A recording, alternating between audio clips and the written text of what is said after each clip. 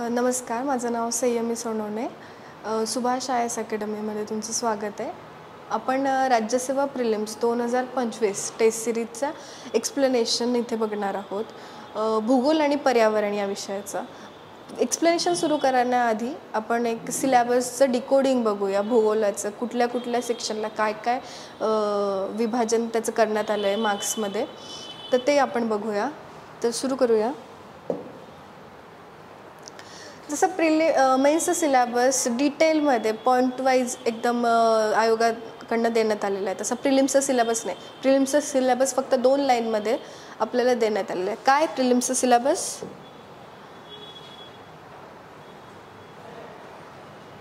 इथे तुम्हाला दिसेल की महाराष्ट्र, भारत आणि जगाचा भूगोल.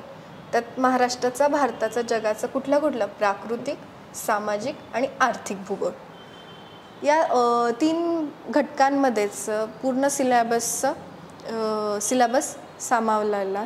आता याचं डिकोडिंग आपल्याला करायचं आहे, ते आपण बघूया.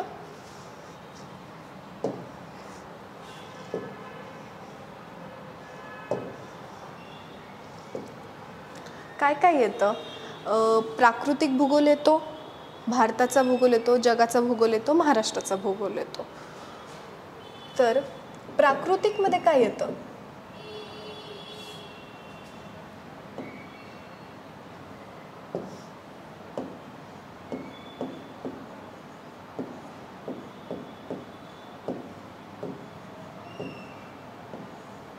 प्राकृतिकचे बरेच हे पडतात. त्यात सगळ्यात पहिले येतं भूरूपशास्त्र.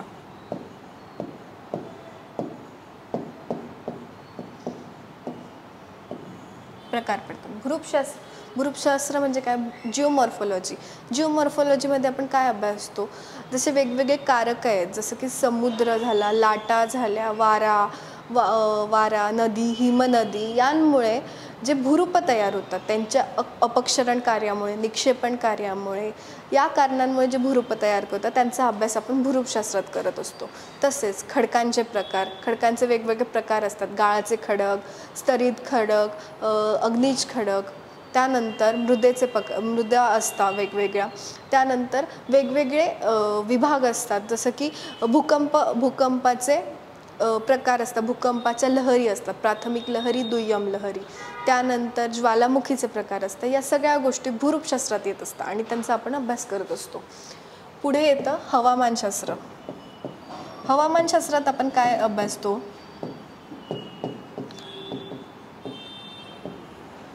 तर पृथ्वीची विभागणी अक्षवृत्ताद्वारे वेगवेगळ्या विभागांमध्ये केली जाते. समशीतोष्ण हवामान, उष्णकटिबंधीय हवामान, नंतर ध्रुवीय हवामान. वेगवेगळे प्रेशर बेल्ट्स आपण बघत असतो. मध्ये आपल्याला विषुववृत्ताजवळ ITCZ बघायला मिळतो. त्यानंतर अक्षवृत्त आणि कर्कवृत्तावर आपण हॉर्स लॅटिट्यूड बघत असतो. नंतर ध्रुवावर आपण ध्रुवीय पट्टे बघत असतो. असे वेगवेगळे पट्टे. नंतर या अक्षवृत्तांचा आपल्या हवामानावर काय परिणाम होतो, म्हणजे वारे येतात, स्थानिक वारे, व्यापारी वारे, प्रतिव्यापारी वारे, लू, नॉर्वेस्टर, भरपूर सारे वारे असतात. या सगळ्यांचा आपण एकंदरीत अभ्यास हवामानशास्त्रात करत असतो. पुढे एक भाग येतो सागरशास्त्र. सागरशास्त्रात आपण काय बघतो? तर आपल्या महासागराच्या तळाचे वेगवेगळे विभागांमध्ये वर्गीकरण केलं जातं. जसं भूखंड म्हणजे झालं, भूखंड उतार झाला, सागरी मैदान, गर्ता, कटक रांग असते म्हणजे पर्वतरांग असते सागराच्या पृष्ठभागावर, ती आपण बघत असतो. या सगळ्यांचा अभ्यास आपण सागरशास्त्रात बघतो. वेगवेगळ्या महासागरांच्या क्षारतांमध्ये फरक असतो. कोणाची क्षारता जास्त, कोणाची कमी. तसं या सगळ्यांचा अभ्यास आपण सागरशास्त्रामध्ये करत असतो. पुढचा भाग येतो जगाचा भूगोल. जगामध्ये काय येतं? आता तुम्ही मागे प्रश्न बघितला असेल, टिटिकाका सरोवरावर प्रश्न होता. त्यानंतर दक्षिण आफ्रिकेच्या सरोवरांचा उत्तर दक्षिण क्रम लावा असा मेन्सला प्रश्न होता. आणि तसाच पद्धतीचे प्रश्न आपल्याला प्रिलिम्सला सुद्धा विचारले जातात. त्यामुळे जगाचा अभ्यास बघताना खंड बघायचे आणि त्या प्रत्येक खंडाचं वैशिष्ट्य काय आहे,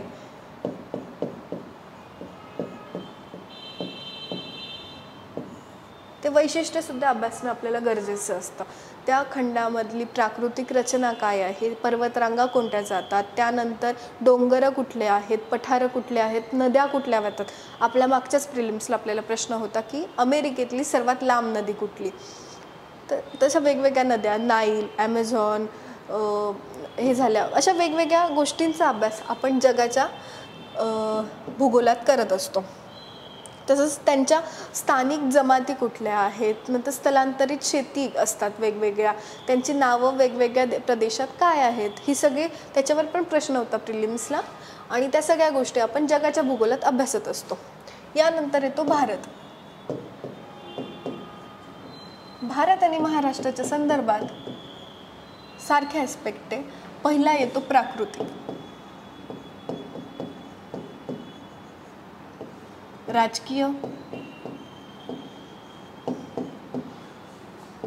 नदी प्रणाली,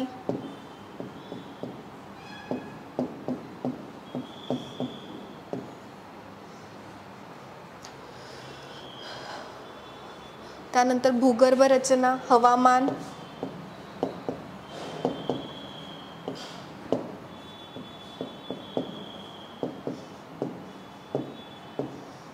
मृदा,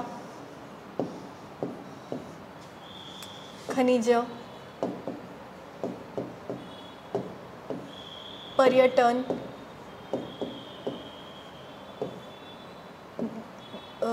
त्यानंतर उद्योग,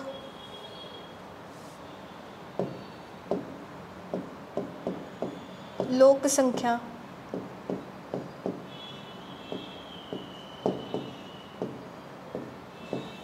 आणि इत्यादी.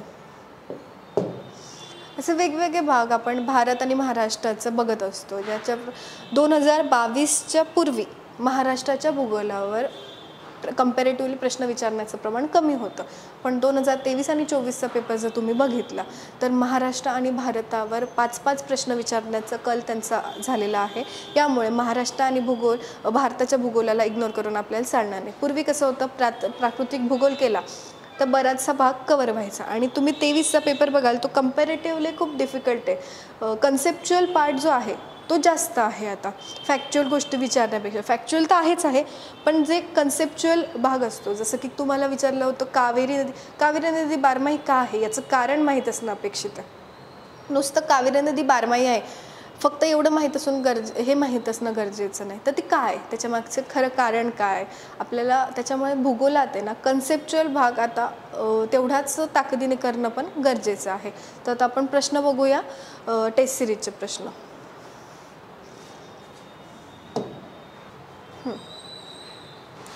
सगळ्यात पहिला प्रश्न बघू आपण.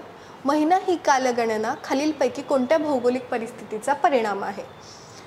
पर्याय नंबर 1 पृथ्वीच्या परिभ्रमणामुळे, पर्याय 2 पृथ्वीच्या परिवलनामुळे, चंद्राच्या पृथ्वीभोवती फिरण्यामुळे, आणि पर्याय नंबर 4 पृथ्वीच्या झुकलेल्या अक्षामुळे, जो की 23.5 डिग्री आहे. तर याचं उत्तर आहे चंद्राच्या पृथ्वीभोवती फिरण्यामुळे. कसं काय?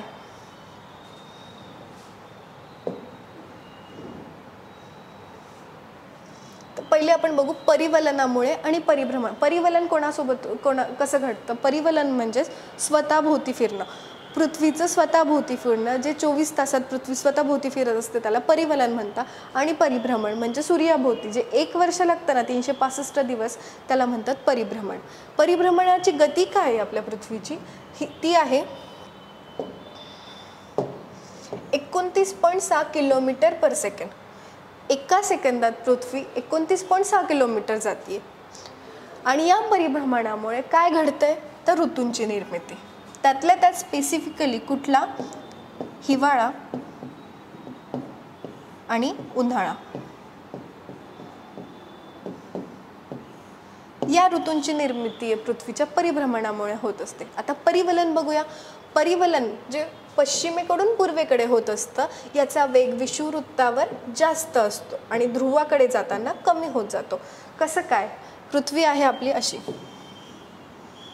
स्वाभाविकच आहे पृथ्वी विषुववृत्तावर इथून स्वतःभोवती फिरण्यासाठीचा वेग आणि इथून स्वतःभोवतीचा फिरण्याचा वेग यात फरक तर असेलच. हा वेग जास्त आहे आणि हा कमी.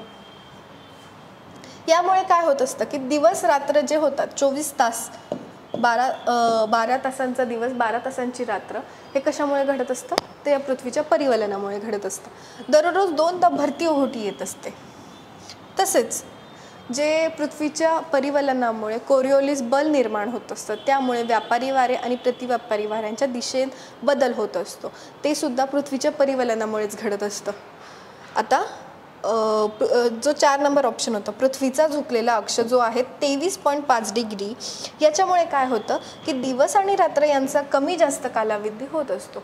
जर पृथ्वी सरळ एका अक्षात 0 डिग्रीच्या अक्षात उभी असते तर दिवस पण 12 तासाचा आणि रात्र पण 12 तासाची असते. पण तसं नाही आहे. आपला अक्ष 23.5 डिग्रीने झुकलेला असल्यामुळे आपल्याला कधी उन्हाळ्यात दिवसाचा कालावधी जास्त बघायला भेटतो ॲज कम्पेअर टू रात्र, आणि हिवाळ्यात रात्रीचा कालावधी जास्त असतो ॲज कम्पेअर टू दिवस.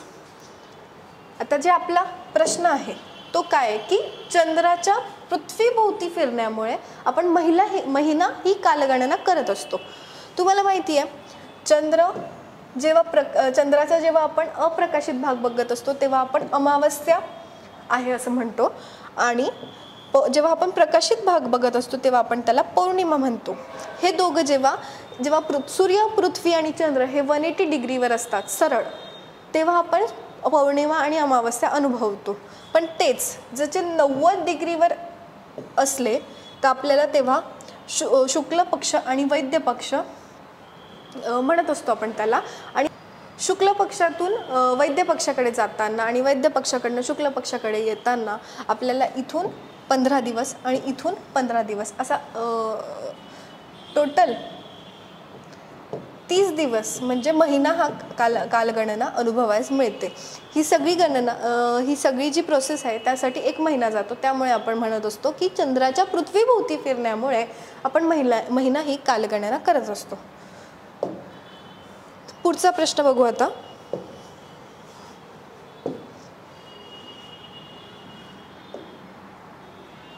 काय आहे, खालीलपैकी कोणते विधान आयनांबर संबंधी बरोबर आहे. आयनांबर म्हणजे आयनोस्फिअर. त्यातलं विधान नंबर 1 आहे, आयनांबराचे विभाजन DEFG अशा 4 उपथरांमध्ये करता येते. ई या थराला ॲपल्टन थर असे म्हणतात आणि F या थराला केनिली हेविसाइड थर असेही म्हणतात. याचं उत्तर काय आहे तर पर्याय नंबर 1 फक्त अ बरोबर. कसं काय?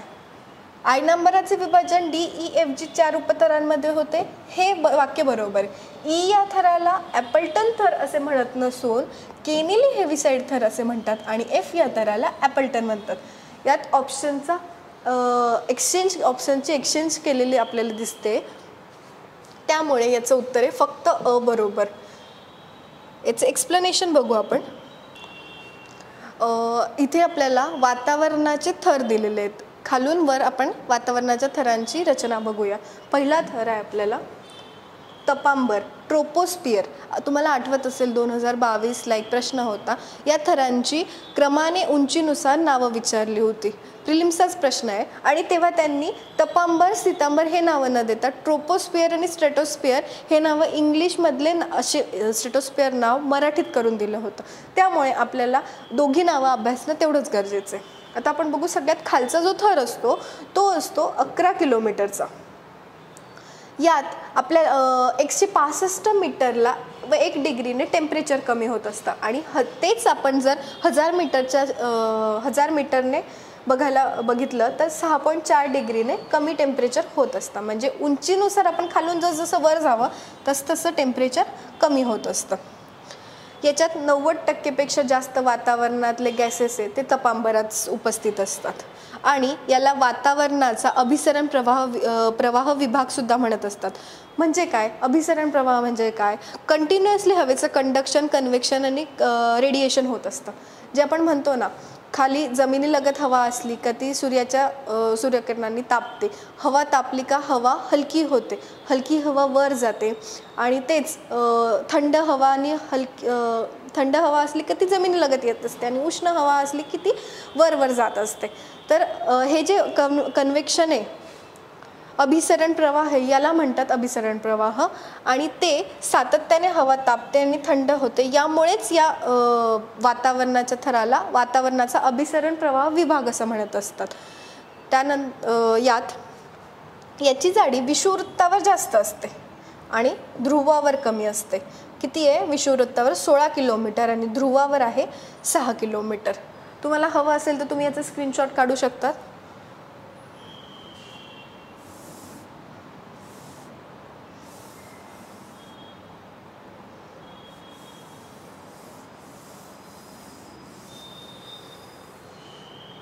पुढचा थर आहे स्ट्रॅटोस्फिअर.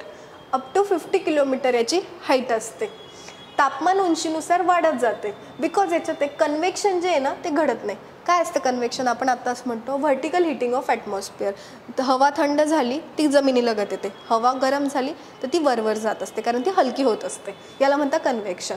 याच्या सुरुवातीला जो 20 किलोमीटरपर्यंतचा थर असतो ना त्यात तापमान स्थिर असतं, त्याला आयसोथर्मल झोन म्हणतात.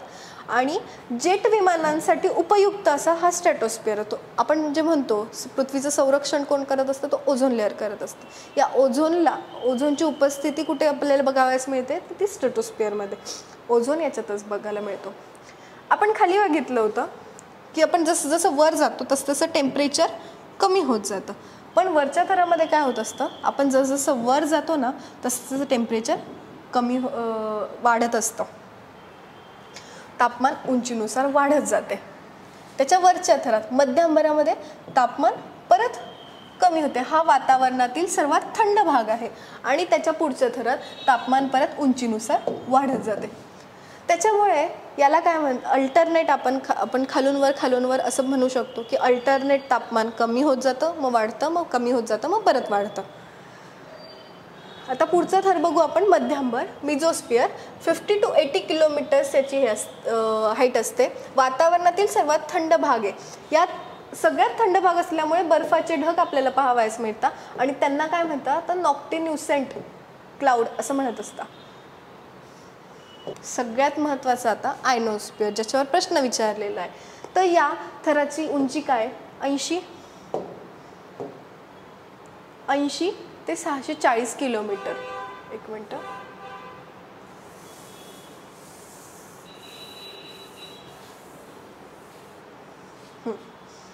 आयनोस्फिअर त्याचे 4 लेअरमध्ये विभाजन करण्यात आलेलं आहे.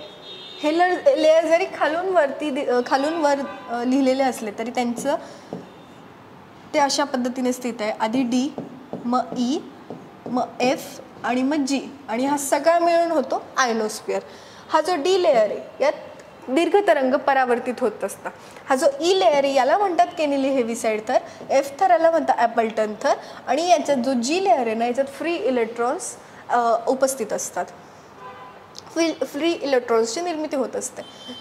या आयनोस्फिअरमुळेच आपण जे तुम्ही स्कॅन्डिनेव्हियन कंट्रीजमध्ये बघितलं असेल, तुम्हाला नॉर्दर्न लाईट्सचं बरंच आकर्षण आहे तिथे.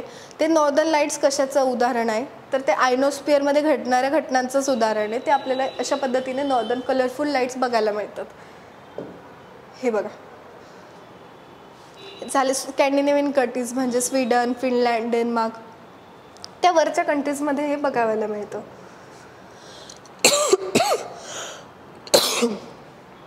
आता सगळ्यात शेवटचा थर आहे एक्झोस्फिअर. 640 किलोमीटरच्या पलीकडे जो थर असतो त्याला एक्झोस्फिअर म्हणतात. यात हायड्रोजन आणि हेलियम हे 2 वायू असतात. ठीक आहे. स्क्रीनशॉट काढायचा असेल तर तुम्ही काढू शकतात. ठीक आहे. पुढचा प्रश्न बघू आपण.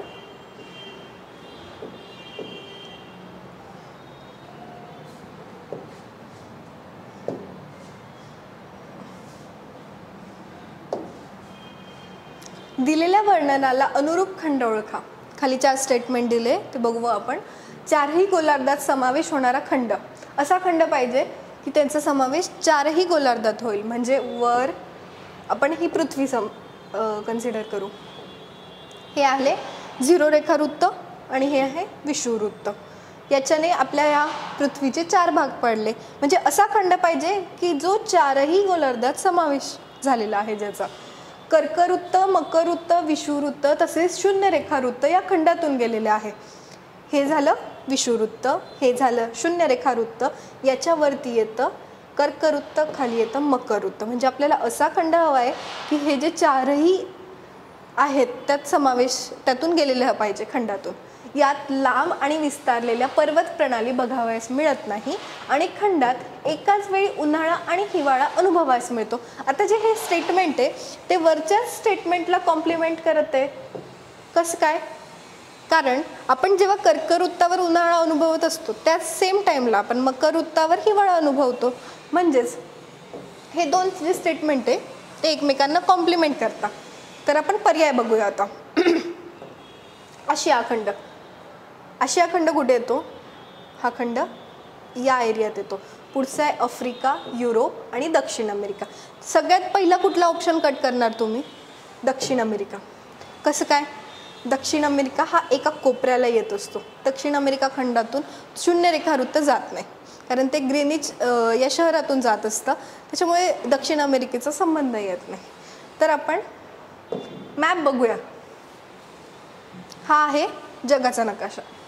इकडे झाला उत्तर अमेरिका, हा झाला दक्षिण अमेरिका, जो आपण पहिलेच ऑप्शनमधनं काढून टाकला कारण दक्षिण अमेरिका आणि शून्यरेखावृत्त यांचा दूरदूरपर्यंत संबंध नाही आहे.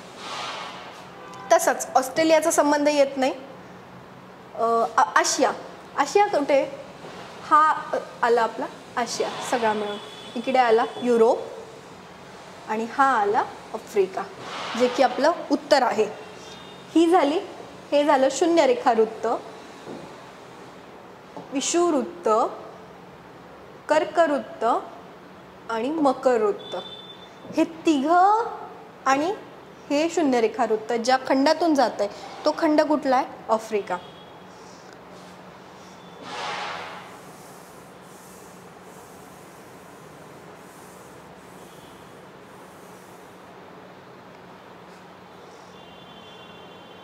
बघितलं तुम्ही आफ्रिका खंड. इथे हे देश जे दिलेले आहेत ना कर्कवृत्तावर कुठले कुठले देश येतात. जसं भारत हा कर्कवृत्तावर आपल्याला माहिती आहे, कर्कवृत्त भारताच्या मध्यातून जातं. त्यानंतर विषुववृत्तावर कुठले कुठले देश येतात आणि मकरवृत्तावर कुठले कुठले देश येतात ते दिलेलं आहे मॅपमध्ये. आपण आता आफ्रिका खंडाविषयी जो आपला उत्तर आहे त्याबद्दल अधिक माहिती बघूया. चारही गोलार्धात समावेश होणारा खंड आहे का?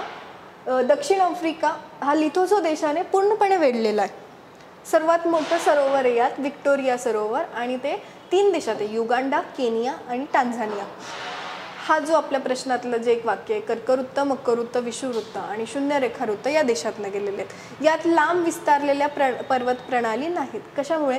कारण दक्षिण आफ्रिकेचा बराचसा भाग सहारा वाळवंटाने व्यापलेला आहे, त्यामुळे यात लांब विस्तारलेल्या पर्वत प्रणाली बघायला मिळत नाही. जशा की आपल्या हिमालय पर्वतरांग आहे, उत्तर अमेरिका आणि दक्षिण अमेरिकामध्ये रॉकी आणि युरोपात आल्प्स आहे, तिकडे अँडीज आणि रॉकी आहे. त्या अशा लांब पर्वतरांगा यात बघायला मिळत नाही. सर्वात उंच शिखर कुठलं आहे आफ्रिका खंडातलं? किलिमांजारो टांझानिया देशात आहे आणि हे ज्वालामुखी पर्वत आहे. 2 आणि 3 नंबरचं दिलेलं आहे. वायव्येला ॲटलास पर्वत बघायला मिळतं. पूर्व आफ्रिकेत ग्रेट रिफ्ट व्हॅली आहे. अति दक्षिणेकडे आपल्याला वेलचा गवताळ प्रदेश बघायला मिळतो. आपल्याला मेन्सला जो प्रश्न विचारला होता राज्यसेवा मेन्सला तो होता सरोवरांचा, दक्षिण आफ्रिकेतल्या सरोवरांचा उत्तर दक्षिण क्रम लावा विचारलं होतं. तर इथे उत्तर दक्षिण क्रमानेच सरोवर दिलेले आहेत. ते एकदा बघायचे. रुडॉल्फ, अल्बर्ट, एडवर्ड, किवू, टांझानिका, रुक्का आणि न्यासा मालावी सरोवर. हे जे सरोवर आहेत ना यांचा उत्तर दक्षिण क्रम लावा हा प्रश्न विचारला होता राज्यसेवा मुख्य परीक्षेत. सहारा वाळवंट आपल्या सगळ्यांना माहिती आहे, दक्षिण आफ्रिकेत येतं, आफ्रिका खंडात आहे. 9 दशलक्ष किलोमीटर त्याचा विस्तार आहे. बाकी अधिक माहिती दिलेली आफ्रिका खंडाबद्दल. अजून एक नाईल नदी प्रणाली जगातल्या लांबीच्या बाबतीत सगळ्यात प्रथम आहे. जसं आपल्याला अमेरिकेतलं विचारलं होतं, अमेरिका खंडातली सगळ्यात लांब नदी विचारली होती, तसं नाईलबद्दल पण प्रश्न विचारू शकतात. तर ती ही जगातली लांबीच्या बाबतीत सगळ्यात प्रथम आहे. तिचा उगम कुठे झाला?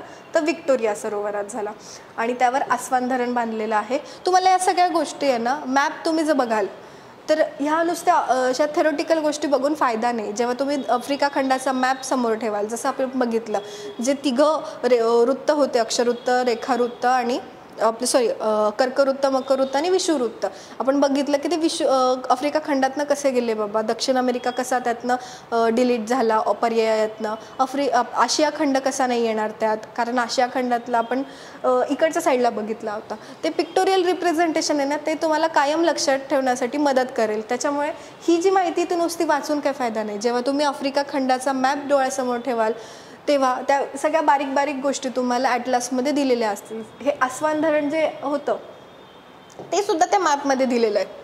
त्याच्यामुळे याच्यासाठी तुम्हाला मॅप बघणं जास्त गरजेचं आहे. इथे सगळा एकाच वेळी उन्हाळा आणि हिवाळा असतो. झाझेम्बी नदीवर व्हिक्टोरिया धबधबा आहे. ही आफ्रिका खंडाविषयीची अधिकची माहिती. पुढचा प्रश्न बघू आपण.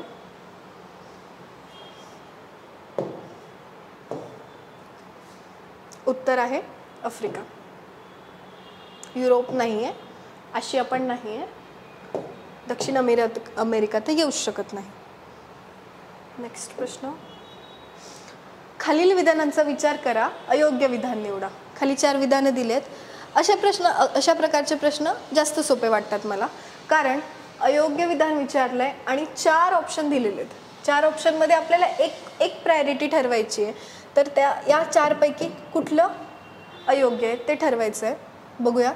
वर्षभर एकाच दिशेने वाहणाऱ्या वाऱ्यांना ग्रहीय वारे म्हणतात. ग्रहीय वाऱ्यांची डेफिनेशन दिली. पुढचं वाक्य बघू. कर्कवृत्त आणि मकरवृत्ताजवळ खंडाच्या पश्चिम भागात प्रामुख्याने वाळवंटी प्रदेश आहेत. ठीक आहे. ऑस्ट्रेलियात वाहणाऱ्या उष्ण व कोरडे वारे त्यांना ब्रिकफिल्डर्स नावाने ओळखलं जातं. आणि कर्कवृत्त व मकरवृत्ताजवळ जास्त दाबाच्या पट्ट्याला आंतर उष्ण कटिबंधीय केंद्री भवनपट्टा म्हणजे ITCZ म्हणतात. आता आपल्याला हे तर माहिती आहे. वर्षभर एकाच दिशेने वाहणारे वारे असतात त्यांना ग्रहीय वारे म्हणतात. ग्रहीय वाऱ्यांचे कोणते कोणते प्रकार असतात? वर्षभर एकाच दिशेने वाहतात ते. हे झाले पूर्वीय वारे, हे झाले पश्चिमेकडनं वाहणारे वारे, प्रतिव्यापारी वारे, हे व्यापारी, हे प्रतिव्यापारी, आणि इकडे येतात ध्रुवीय वारे. सेम खाली असतात आणि या सगळ्यांना मिळून म्हणतात ग्रहीय वारे. त्याची आपण डायग्राम बघूया.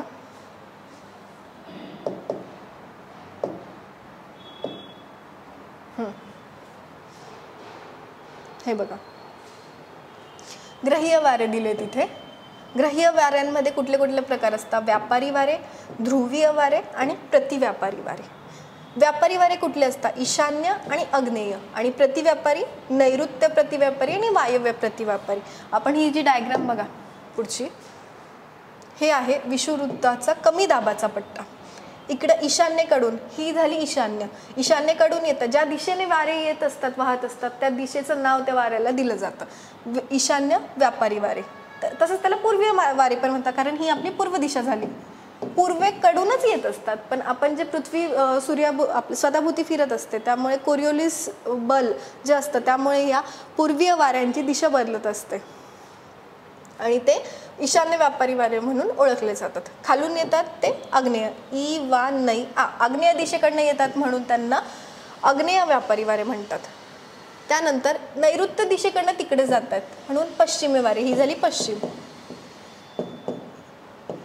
याच्यामध्ये मधला जो हा कमी दाबाचा पट्टा आहे विषुववृत्तावर, याला ITCZ म्हणत असतं. म्हणजे आपला जो पर्याय क्रमांक 4 होता तो त्यांनी सांगितलं होतं कर्कवृत्त आणि मकरवृत्ताजवळ जे पट्टा असतो त्याला ITCZ म्हणतात, पण नाही. हा जो विषुववृत्ताचा कमी दाबाचा पट्टा असतो जिथे पूर्वीय व्यापारी वारे एकत्र येत असतात त्यांना म्हणतात ITCZ. इकडून नैऋत्य प्रतिव्यापारी वारे आणि वायव्य प्रतिव्यापारी वारे आणि दक्षिण ध्रुवीय वारे आणि उत्तर ध्रुवीय वारे, या तिघांना मिळून जे म्हणतात त्याला म्हणतात व्यापारी वारे, ग्रहीय वारे. ठीक आहे. 4 प्रकार आहेत त्याचे. त्याच्यानंतर अजून पण काही प्रकार आहेत वाऱ्यांचे. स्थानिक वारे आहेत, फॉईन, चिनूक, बोरा, जे आपण ब्रिक फिल्टर नावाचा प्रकार बघितला ऑस्ट्रेलियात, त्यांना स्थानिक वारे म्हणतात. आवर्त आणि प्रत्यावर्त वारे ते समशीतोष्ण आणि उष्णकटिबंधीय प्रदेशात आपल्याला बघावयास मिळतात. आणि नियतकालिक वारे, मोसमी वारे म्हणजे आपल्याकडे ज्या वाऱ्यांमुळे पाऊस पडतो, म्हणजे ईशान्य मोसमी वारे आणि नैऋत्य मोसमी वारे. नैऋत्य मोसमी वारे जे खालून वाहत असतात आणि 85% पाऊस आपण नैऋत्य मोसमी वाऱ्यांमुळे बघतो भारतात. आणि ईशान्य मोसमी वारे जे तिकडून परतीचा पाऊस जो म्हणत असतो आपण, ईशान्य, आता सध्या काय चालू आहे, ईशान्य मोसमी वाऱ्यांमुळे पडणारा पाऊस, परतीचा पाऊस. डोंगर आणि दर्य वारे, डोंगर आणि दर्य वारे काय, हे आहे डोंगर, डोंगराकडनं दरीकडे वाहणारे वारे आणि दरीकडून डोंगराकडनं वाहणारे वारे. दिवसा काय असतं, डोंगर माथ्यावर लवकर तापतात ना, उंच असतात डोंगर माथे, लवकर तापतात, मग इकडं हवा गरम असते, त्याच्यामुळे दिवसा जे आहे ना डोंगरच्या माथ्याकडनं दरीकडे हवा वाहत जाते, याला म्हणतात डोंगरी वारे. पण रात्री काय असतं, हे माथा जो आहे तो थंड होतो आणि खाली जो दरीचा भाग असतो तो उष्ण असतो, त्याच्यामुळे उष्ण कायम हवा कशी वाहते, गरमकडनं थंडकडे, त्याच्यामुळे रात्री जे वाहतात ते दर्य वारे वाहतात खालून वर, याला म्हणतात डोंगर आणि दर्य वारे. पुढचे खारे आणि मतले वारे, समुद्राकडनं जमिनीकडे आणि जमिनीकडून समुद्राकडे वाहणाऱ्या वाऱ्यांना खारे आणि मतले वारे म्हणतात. ही डायग्राम तुम्हाला काढायची असेल तर काढू शकतात.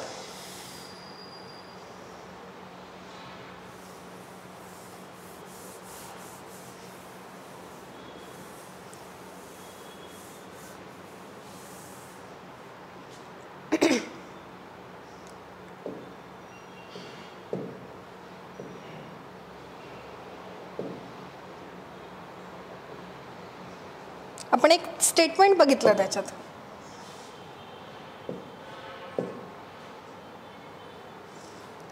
ऑस्ट्रेलियात वाहणारे उष्ण आणि कोरडे वाऱ्यांना ब्रिक फिल्टर्स नावाने ओळखलं जातं. हे ना उष्ण व कोरडे वारे दिलेले आहेत. आपल्या जगात जे जे उष्ण, आपण बऱ्याचदा याच्या PYQ बघितला असेल तुम्ही, चिनूक आणि फॉन जे आहे ना ते आयोगाचे फेवरेट आहेत. म्हणजे कायमच चिनूक आणि फॉनवर प्रश्न विचारलेला आपल्याला दिसतो. चिनूक जो आहे तो रॉकी पर्वताकडनं पूर्वेकडे वाहत जातो, त्यांची दिशा सुद्धा दिलेली आहे मॅपमध्ये. जेव्हा तुम्ही मॅपमध्ये असे वारे अभ्यासतात ना, तुम्हाला एक पिक्टोरियल मी मागे सांगितलं, मेमरी असते तुमची आणि ते लक्षात ठेवण्यासाठी सोपे जातात. आपण एक नकाशा होता, नकाशाच्या कोपऱ्याला डाव्या हाताला मी तिथे कोपऱ्यात एक ब्रिक फिल्टर नावाचा वारा बघितला होता, तो ऑस्ट्रेलियामध्ये आहे, त्याच्यामुळे ते स्टेटमेंट बरोबर आहे. आणि हे सगळे उष्ण व कोरडे वारे आहेत. आपण बघतो झोंडा, दक्षिण अमेरिका खंड आहे, त्याच्यातल्या आपण अर्जेंटिना देशात अँडीज पर्वतावरनं खाली वाहतात. हे जे चिनूक आहे त्याला स्नो इटर वारे पण म्हणतात, कारण रॉकी पर्वत तुम्हाला माहिती बर्फ आहे, रॉकी पर्वतावर बर्फ आहे, ते उष्ण वारे आहेत. उष्ण वारे जेव्हा पर्वतावरनं वाहतात तेव्हा काय करणार आहे, पाणी वितळवणार आहे, त्याच्यामुळे त्याला काय म्हणतात, ते स्नो इटर वारे. मग ते शेतीसाठी उपयुक्त असतं. सिरोक्को आहे, जे निर्मिती सहारा वाळवंटात झाली, सहारा वाळवंट दक्षिण आफ्रिका. हॅर्मॅटन वारे गिनीच्या आखाताकडे जातात, ते डॉक्टर वारे सुद्धा म्हणतात त्यांना. खामसीन, हबूब, सिमुम, समून, फॉईन हा जो आहे ना, फॉन पण म्हणतात त्याला, फॉईन पण म्हणतात, आल्स पर्वतावरनं वाहतात. त्यानंतर नॉर्वेस्टर आणि लू हे आपल्या देशातले वारे आहेत. ते पाकिस्तान आणि उत्तर भारतीय मैदानी प्रदेशात उन्हाळ्यात तापमान अधिक वाढवतं, लू वारे. आणि नॉर्वेस्टर जे आहे ते पश्चिम बंगालमध्ये नैऋत्य मान्सूनच्या सुरू होण्यापूर्वी असतात ते. आणि ब्रिक फिल्टर आपण बघितलं. बर्ग याच्यातलं एक इम्पॉर्टंट आहे अजून, बर्ग दक्षिण आफ्रिकेकडनं खालच्या याच्यात येतो. आपल्याला जर तुम्ही असा हा मॅप बघितला तुम्हाला लक्षात येईल, खालच्या साईडला इकडे बर्ग आहे, इकडे झोंडा आहे दक्षिण अमेरिका, इकडे ब्रिक फिल्टर आहे, लक्षात ठेवण्यासाठी सोपं जात आहे. तुम्हाला हवं असेल तुम्ही स्क्रीनशॉट काढू शकता. उष्ण व कोरडे वारे.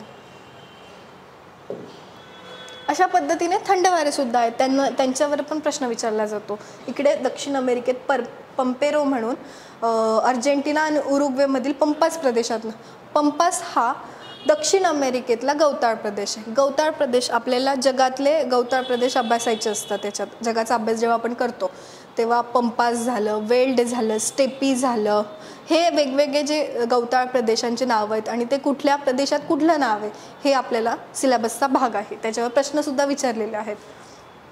सदरली बूस्टर हा ऑस्ट्रेलियातला थंड वारा आहे.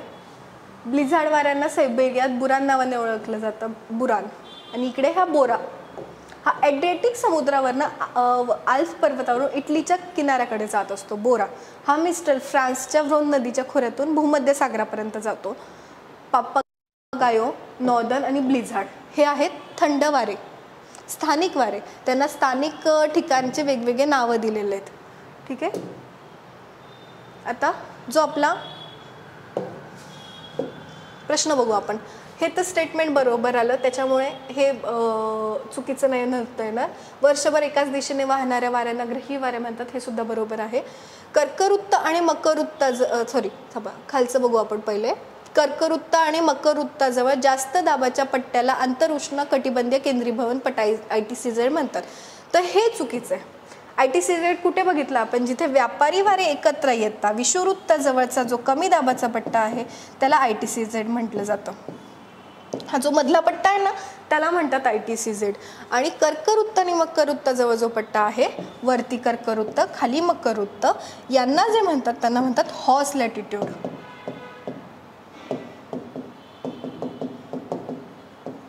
हॉर्स लॅटिट्यूड, अश्व अक्षवृत्त. ठीक आहे. दुसऱ्या नंबरचं स्टेटमेंट उत्तर काय याचं? 4 नंबर. ITCZ नाही याचं, त्याच्यामुळे उत्तर 4 आहे. पण आपण दुसरं वाक्य बघू. कर्कवृत्त आणि मकरवृत्ताजवळ खंडाच्या पश्चिम भागात प्रामुख्याने वाळवंटी प्रदेश आढळतात. काय दिलेलं आहे? खंडाच्या पश्चिम भागात. तर ते स्टेटमेंट बरोबर आहे. आपण इकडे बघू शकता, हा आहे उत्तर अमेरिका. उत्तर अमेरिकेचा हा पश्चिम भाग आहे आणि तिकडे कॅलिफोर्निया प्रवाह वाहतो. हा दक्षिण अमेरिका, त्याच्या पश्चिमेला आहे हम्बोल्ट प्रवाह वाहतो. इकडे बेंग्युला आहे आफ्रिकेच्या, त्याच्या पश्चिम किनारपट्टीला बेंग्युला प्रवाह. इकडे कॅनरी. लॅब्राडोर हा ग्रीनलँड आहे, ग्रीनलँड आहे हा, त्याच्या पश्चिमेला लॅब्राडोर प्रवाह. म्हणजे मोस्टली तुम्ही बघाल खंडाच्या पश्चिम भागातच हे जे थंड सागरी प्रवाह ते वाहतात. ऑस्ट्रेलियाला पश्चिम ऑस्ट्रेलिया, इकडे ओयाशिओ प्रवाह वाहतोय. खंडाच्या मोस्टली पश्चिम भागात हे वाहतात आणि त्यांच्यामुळे खंडाच्या पश्चिम भागातच वाळवंट निर्माण होत आहेत. दक्षिण अमेरिकेत अटकामा वाळवंट, उत्तर अमेरिकेत मोगावे वाळवंट आणि आफ्रिका खंडात कलहारी वाळवंट. हे कशामुळे आलेले आहेत? की खंडाच्या पश्चिम भागात थंड वाऱ्याचे थंड सागरी प्रवाह वाहतात, त्यामुळे या खंडाच्या पश्चिम भागात वाळवंटांची निर्मिती झालेली आहे. ठीक आहे. जसं आपण बघितलं पश्चिम भागात, खंडाच्या पश्चिम भागात थंड प्रवाह वाहत आहे. पूर्वेकडे आहे ना उष्ण प्रवाह वाहतात. उष्ण आहे म्हणून लाल रंगाने दाखवलेत. इकडे गल्फ प्रवाह आहे, ब्राझील प्रवाह, सोमाली, इकडे खाली आला मादागास्कर, अंगुल्लास, मोझांबिक. हे मादागास्कर पठार आहे त्याच्यामुळे त्याचं नाव मादागास्कर आलंय. इथं आला पूर्व ऑस्ट्रेलिया प्रवाह, क्युरोसिओ प्रवाह. तुम्हाला प्रश्न हा सुद्धा देखील विचारू शकतात ते की कुठला सागरी प्रवाह थंड आहे आणि कुठला उष्ण. खंडाच्या पूर्व भागात, पश्चिमेकडे वाळवंट झाले त्याच्यामुळे खंडाच्या पूर्व भागात उष्ण प्रवाह. नकाशांमुळे अभ्यास करायला सोयीस्कर होतं. पुढचा प्रश्न बघू आपण.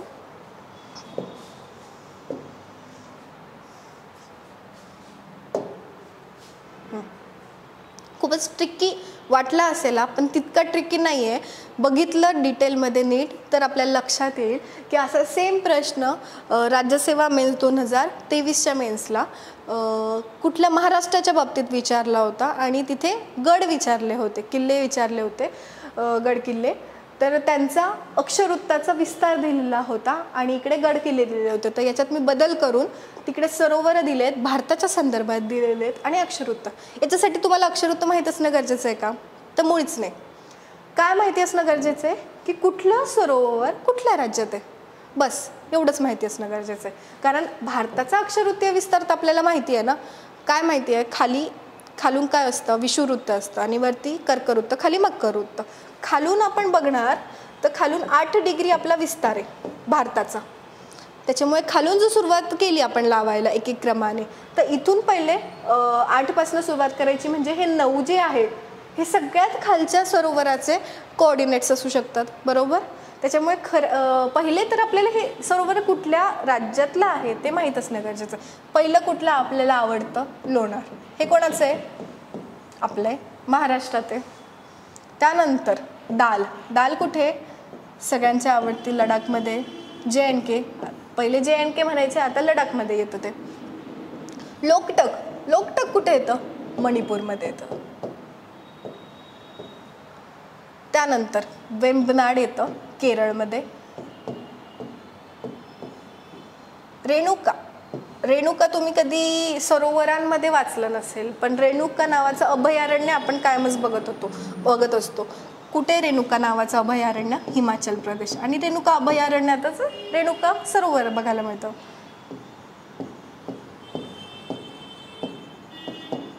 हिमाचल प्रदेशमध्ये, ठीक आहे.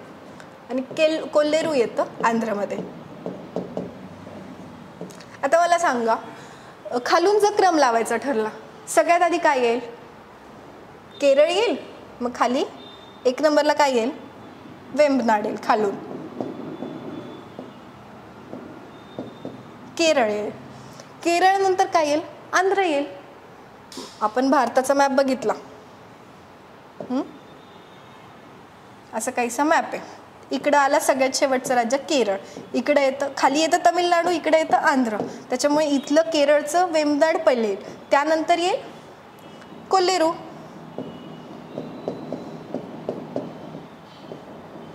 त्यानंतर काय येतं? महाराष्ट्र.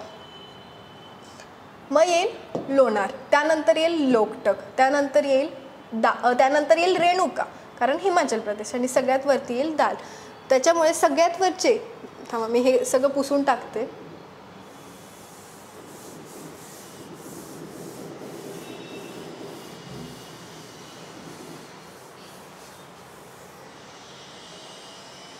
सगळ्यात वरती काय येईल? दाल. आता इथे जोड्या लावायचं बघताना सगळ्यात वरती दाल आहे, त्याच्यामुळे 34 नंबरचं जे येईल ते दालला येईल.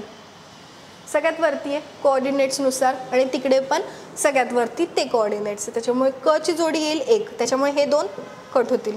ब चे 5 दिलेलंच आहे, ब लोकटक 5, त्याच्यामुळे इथं डोकं लावण्याचं काही गरज नाही. अचं 3 दिलेलंच आहे. आता हे तर आपण पण काढू शकतो, कारण महाराष्ट्राच्या कोऑर्डिनेट्सच्या मध्ये येतं ना हे, त्यामुळे लोणार काढणं सोपं आहे आपल्यासाठी. पुढे फ ची पण जोडी सेम दिलेली, म्हणजे थोडा डिफिकल्ट कॅटेगरीमध्ये हा प्रश्न टाकू शकता तुम्ही. फ ची काय जोडी लावली? 6 नंबर रेणुका. ते तर आपल्याला माहिती आहे. 34 इथे येतं, त्याच्या खाली काय येतं? लोणार. याच्या दाल येतं लडाखमध्ये, लडाखच्या खाली काय येतं? हिमाचल प्रदेशमध्ये रेणुका. त्यानंतर सगळ्यात खाली काय येईल? सगळ्यात खाली काय येईल? वेंबनाड. वेंबनाड कुठे येईल? 9ला, कारण आहे केरळमध्ये. त्यामुळे क ची जोडी 2 नंबरला लागेल. ड ची जोडी 2 आली, ऑप्शन नंबर 2 उत्तर. कोल्लेरू येईल. याच्यानंतर दुसरा ऑप्शन काय याला उरला? कोल्लेरू. त्यामुळे याच्यात कोऑर्डिनेट्स माहीत असणं गरजेचं नव्हतं, तर ते कुठल्या राज्यात स्थित आहे सरोवर ते माहीत असणं अपेक्षित आहे. याचं एक्सप्लेनेशन बघू आपण. हा दिला आहे भारताचा मॅप. इथे काय आहे? लडाख. हा आला हिमाचल प्रदेश. इकडे आला मणिपूर, नागा, मणी, मिझो 3. इकडे आला मणिपूर. इथे येतं लोकटक. इथे येईल आपलं लोणार. इथे आंध्रमध्ये येईल आणि हे केरळ. हा भारताचा अक्षरवृत्तीय विस्तार दिलेला आहे 837. त्याच्यामुळे जे 9 आलं होतं ते केरळमध्येच येईल. खालून सुरुवात होते ना, इथे सरोवर दिले. या मॅपचं तुम्ही स्क्रीनशॉट काढू शकतात. इथे वेगवेगळे राज्यांमध्ये कुठले कुठले सरोवर उपस्थित आहे. दाल. लडाख आणि JNK मध्ये येतं दाल. हिमाचल प्रदेशमध्ये तर रेणुका सोबत पँगॉंग, प्रशर, रेवालसर, सूरजताल सुद्धा तिकडे येते. सांबार, दाल इकडे पण आहे. पिचोला हे राजस्थानमध्ये येते. नल सरोवर आणि सापुतारा गुजरातमध्ये येतं आहे. लोणार महाराष्ट्रात आहे. ओडिसा चिल्का सरोवर ओडिसामध्ये आहे. आंध्र प्रदेशमध्ये कोल्लेरू आणि पुलिकत सरोवर आहे. केरळमध्ये वेंबनाड आणि कायल सरोवर आहे. तमिळनाडूमध्ये वेण्णा जे महत्त्वाचे आहेत ना ते जास्त हायलाईट केले अजून, आणि कमी इम्पॉर्टंटवाले येल्लो हायलायटरने तुम्हाला दिसत असते.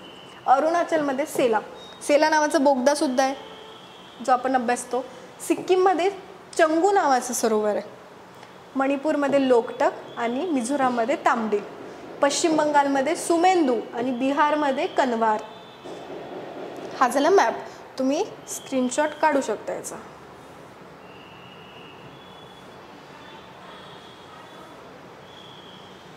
किंवा तुम्ही स्वतः अभ्यास करताना सुद्धा याच्या मॅप थ्रू अभ्यास करू शकता. मॅप थ्रू अभ्यास करणं खूप सोपं जातं.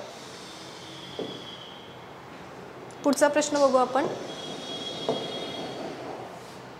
झालं याचं उत्तर 2 नंबर. हा, शासकीय कारभारासाठी मुंबई उपनगर जिल्ह्याचे विभाजन 3 तालुक्यात करण्यात आले आहे. पुढीलपैकी कोणता तालुका यात समाविष्ट नाही? मुंबईच्या संदर्भात आपण तालुके कधी वाचलेच नसतात, बघितलेच नसतात. मुंबईत तालुके कसं काय? पण तुम्ही जेव्हा डिटेलमध्ये वाचाल तेव्हा तुम्हाला वाचण्यात येईल की अंधेरी, बोरिवली आणि कुर्ला हे 3 प्रशासकीय कारणासाठी मुंबईचं विभाजन, या मुंबई उपनगराचं विभाजन या 3 तालुक्यांमध्ये करण्यात आलेलं आहे आणि कल्याण यात समाविष्ट होत नाही. याचं एक्सप्लेनेशन बघू आपण. याचं मुख्यालय बँद्राला आहे. मुंबई उपनगराचं विभाजन 3 तालुक्यांमध्ये आहे, अंधेरी, कुर्ला आणि बोरिवली. तसे आपण बघायला गेलं तर महाराष्ट्रात 355 तालुके होतात आणि हे जर 3 धरले तसे मिळून 358 तालुके. आपल्याला एक प्रश्न विचारलेला होता, महाराष्ट्राच्या स्थापनेवेळी महाराष्ट्रातले तालुके आणि जिल्हे किती होते? तर ते 26 जिल्हे होते त्यावेळी आणि 229 तालुके. जिथं क्यू लिहिलं आहे म्हणजे प्रश्न विचारलेला आहे. आज तगायत भारतात महाराष्ट्रात किती जिल्हे आहेत? 36 जिल्हे आणि 358 तालुके. त्यापैकी मुंबई उपनगरचे हे 3 विभाग करण्यात येतात, तालुके करण्यात येतात. प्रशासकीय कारणासाठी आहेत ते फक्त. पुढचा प्रश्न बघू आपण.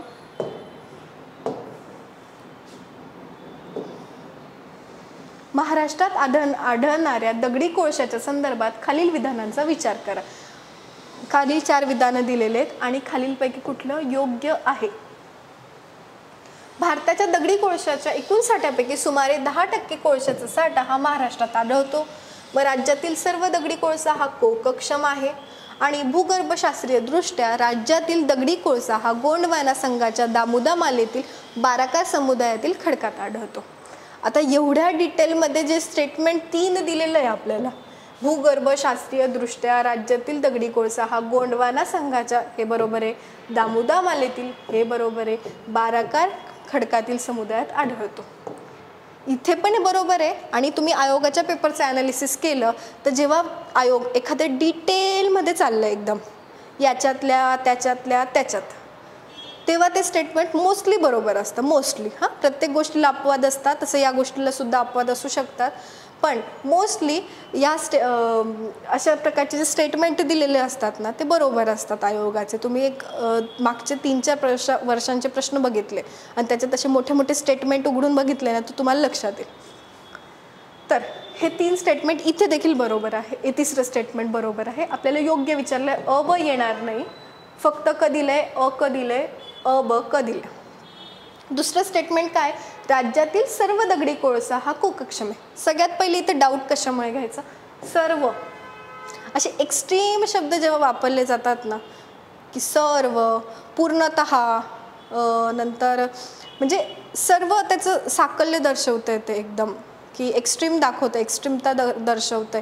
तर थोडं डाऊट घ्यायचं प्रश्नावर, डबल वाचायचं आणि मग ठरवायचं योग्य आहे की अयोग्य. राज्यातील सर्व दगडी कोळसा कोकक्षम आहे.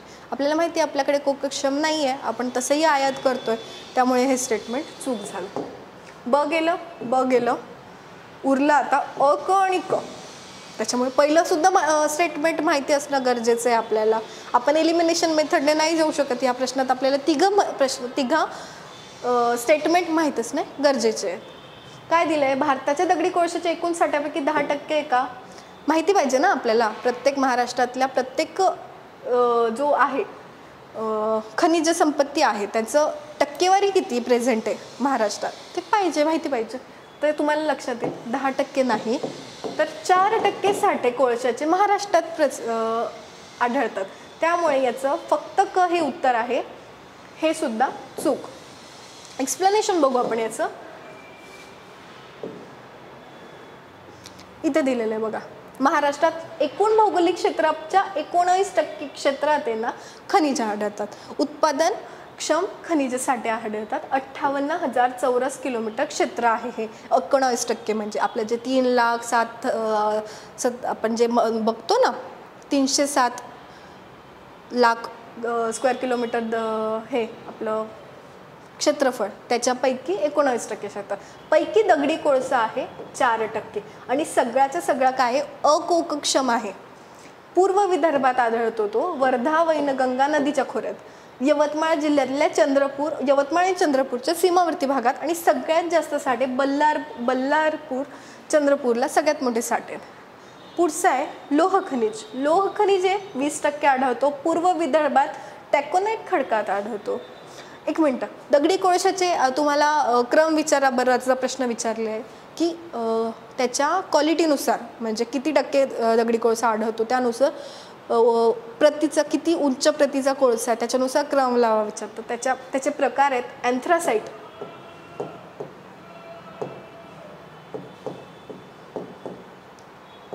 अँथ्रासाइट, बिटुमिनस, लिग्नाइट आणि पीट.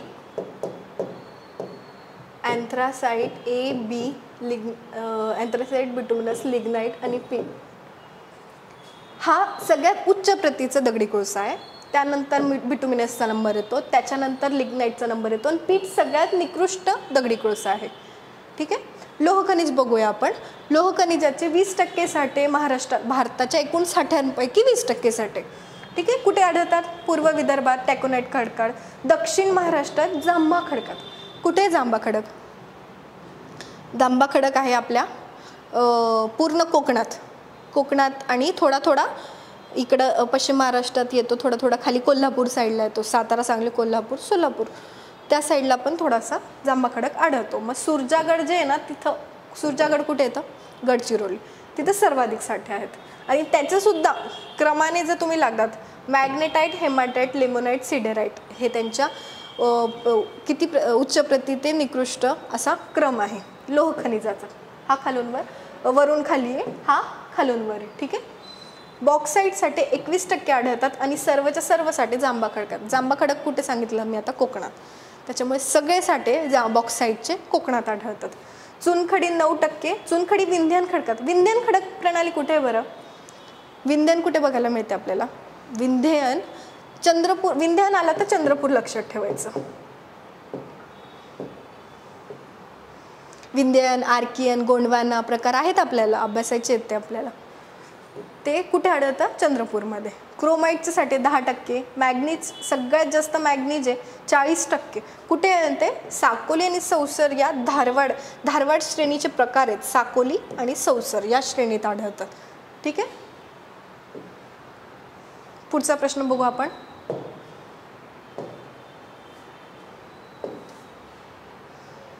खालीलपैकी कोणते किंवा कोणती विधाने अयोग्य आहेत ते निवडा. अयोग्य निवडायचे आणि खाली पर्याय दिलेले आहेत. पहिलं बघू. बीड जिल्ह्याचे मुख्य ठिकाण बिंदुसरा नदी काठावर बसलेलं आहे. तर हे बरोबर स्टेटमेंट आहे. बीड जिल्ह्याचे मुख्य ठिकाण बिंदुसरा नदीकाठी. कुठल्या नदीकाठी कुठलं शहर बसलेलं आहे हे एक चार्ट खूप गरजेचं आहे, करून ठेवायला पाहिजे. हा गोदावरी नदीकाठी कुठले कुठले शहरं येतात, भीमा, कृष्णा, मुळा, मुठा या नद्यांच्या काठांवर कुठले कुठले शहर आहेत, त्यांचं नद्यांचा संगम कुठल्या शहरात झालेला आहे. ते मोठे मोठे शहरं असतील. सध्या बीड खूप चर्चेत आहे, विचारू शकतात. वर्धा महाराष्ट्रातील सर्वात मोठी उत्तरवाहिनी नदी आहे. उत्तरवाहिनी नदी वर्धा नाही, उत्तरवाहिनी नाही, तर ही दक्षिणवाहिनी नदी. उत्तरेकडे नाही जाते, ती दक्षिणेकडे जाते. त्याच्यामुळे हे चुकीचं आहे. तर बरोबर आहे, त्याच्यामुळे पर्यायात येणार नाही, त्याच्यामुळे हा पर्याय गेला. बी कन्फर्म चुकीचं आहे, त्याच्यामुळे बी येईल. तिघांमध्ये आहे. पुढचं स्टेटमेंट बघावं लागेल आपल्याला. महाराष्ट्रात भीमा नदीची लांबी कृष्णेपेक्षा अधिक आहे. भीमा ही कृष्णेची उपनदी आहे. पण कृष्णेपेक्षा अधिक आहे का? तर बरोबर आहे. महाराष्ट्रात भीमा नदीची लांबी ही कृष्णेपेक्षा अधिक आहे. जरी भीमा नदी ही कृष्णेची उपनदी असली तरी महाराष्ट्रात तिचं खोरं सेपरेट अभ्यासलं जातं, कारण महाराष्ट्रात ती भीमा नदी कृष्णेला मिळत नाही ना.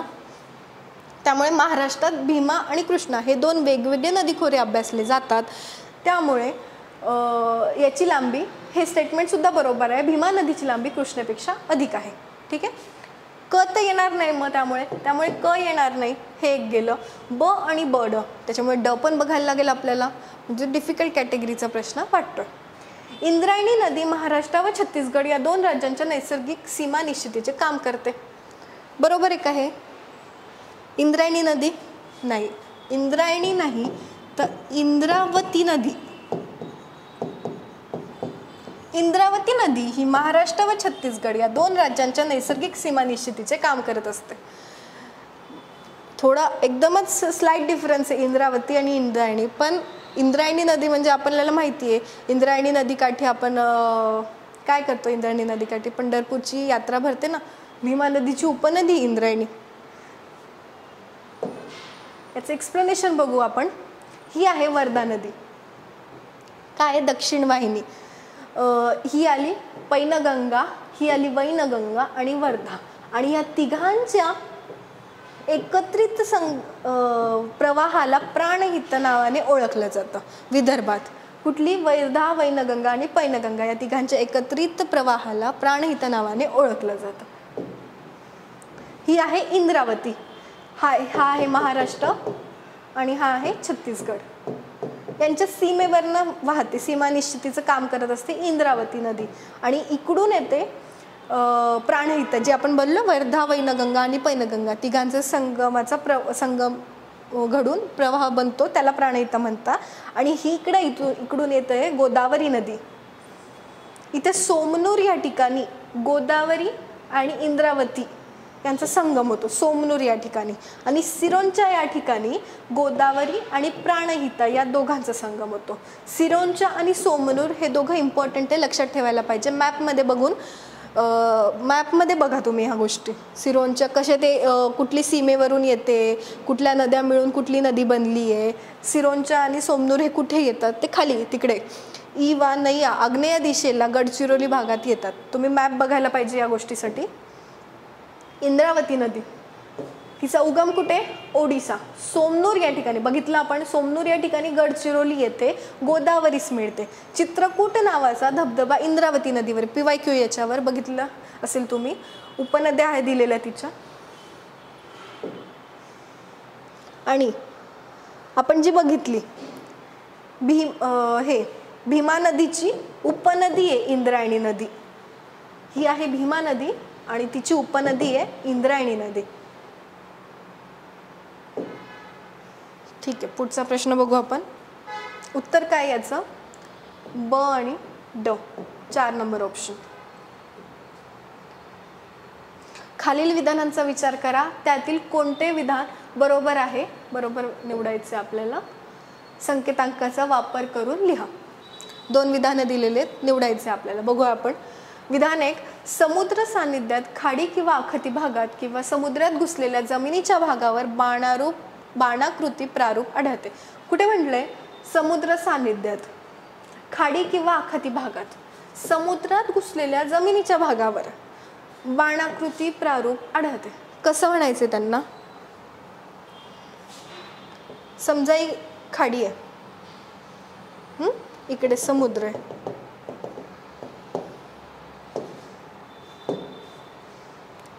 हे करू आपण.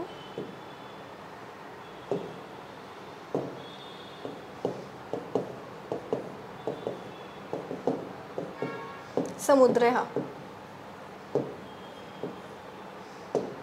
आणि इकडे आली जमीन.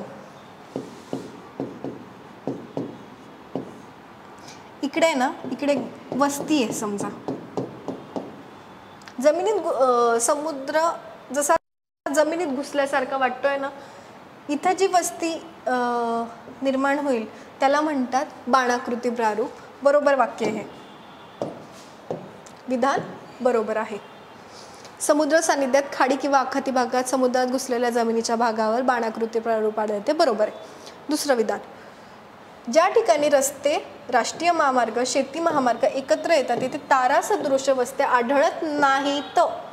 वाक्य नीट वाचायचं आहे. याच्यात इथं म्हटलंय आढळत नाहीत, तर हे चुकीचं आहे.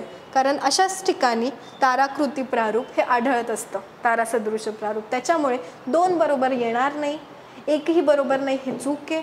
1 आणि 2 दोघी बरोबर नाही. पर्याय क्रमांक 1 फक्त ए बरोबर. एक्सप्लेनेशन बघू आपण याचं.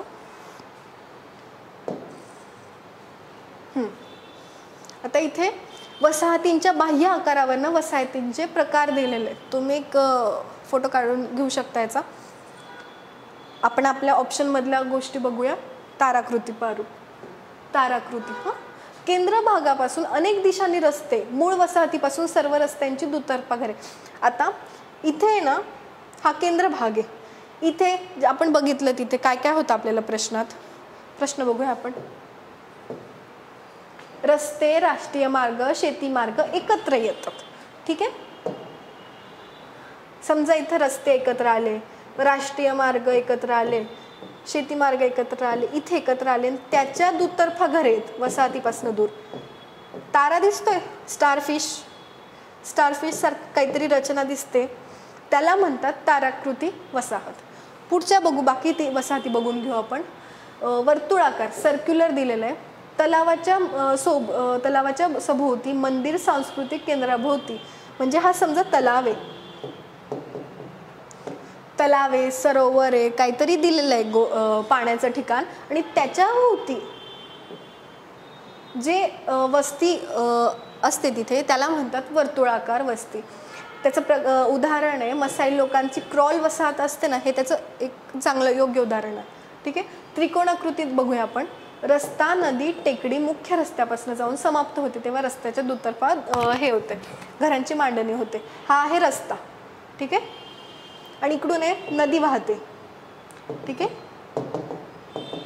यांच्यामध्ये हा जो त्रिकोण दिसतोय, यांच्यामध्ये जे घरं दिसत आहे तुम्हाला, त्याला त्रिकोणाकृती वसाहत म्हणू शकतो आपण. ठीक आहे.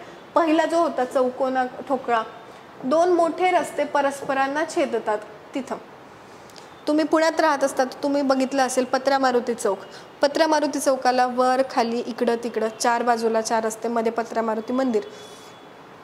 इथं मंदिर समजा, आणि इकडं रस्ता, इकडं रस्ता, इकडं रस्ता, इकडं रस्ता. इथं दुकानं आहेत, पण आपण समजू इथे वस्त्या आहेत, घरं राहतात, लोक राहतात. आपण राहतोच ना. तर अशी जी सुनियोजित मांडणी असते, आता मांडणीच केली ना नीट व्यवस्थित, एक लाईनीत आहेत सगळ्या गल्ल्या, नंतर घरं, दुकानं त्याच्या आजूबाजूला लाईनीत आहेत, त्याला सुनियोजित मांडणी म्हणतात. त्याला म्हणतात चौकोनाकृती किंवा ठोकळ्याकृती. चेकबोर्ड पॅटर्न असतो ना आपला. प्राचीन किल्ल्याप्रमाणे वस्तींमधील घरांच्या रांगा व्यवस्थित असतात. वस्तीतील हमरस्ते, लोहमार्ग परस्परांना ओलांडतात. रस्ते एकमेकांना ओलांडतात आहे ना, चौकोनाकृती. ठीक आहे. पुढे बघू. अजून काही प्रकार आहेत.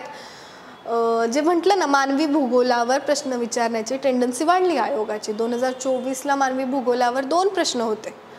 त्याच्यामुळे आपल्याला हे वस्त्यांचे प्रकार हा अभ्यास करणं गरजेचं आहे. येत्या काळात आपले प्रश्न 2 जरी आले, 2 प्रश्न म्हणजे 4 मार्क, वेटेज जास्त आहे त्याचं. त्या छोट्याशा टॉपिकवर 2 प्रश्न येणं म्हणजे खरंच नक्कीच वेटेज जास्त आहे. ते बघितलं पाहिजे आपण. रेखीय वसाहत, लिनियर पॅटर्न. रस्त्याच्या दुतर्फा नदीच्या काठी डोंगर, पायथ्याशी समुद्रकिनारी.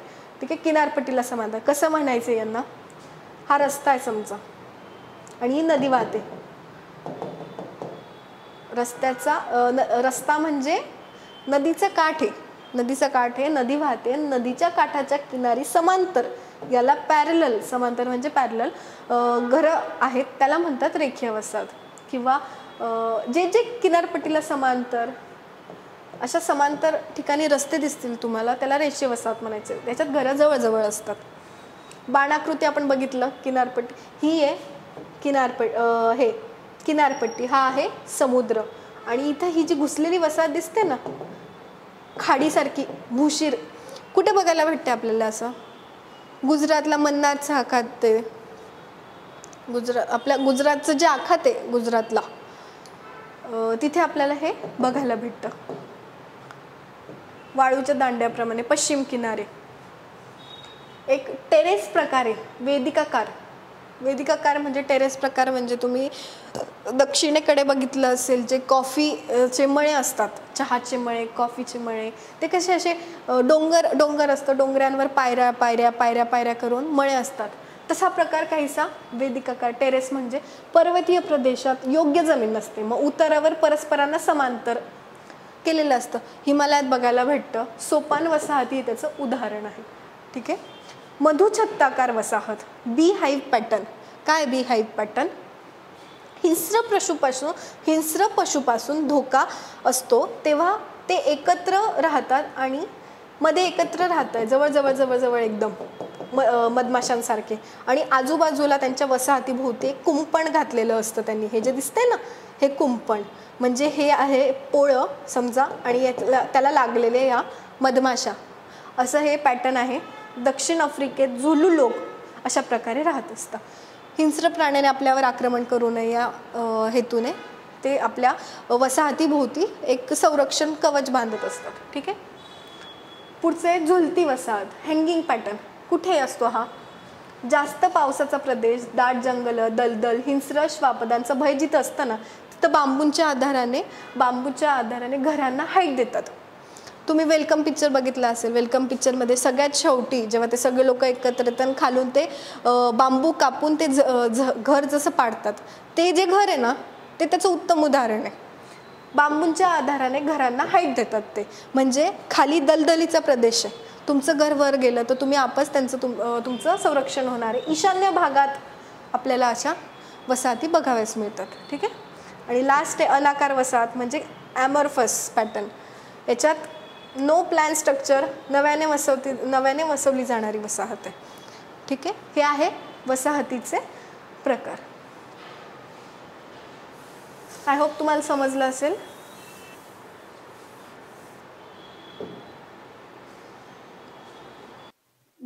प्रश्न क्रमांक 40. पुढचा प्रश्न बघू आपण.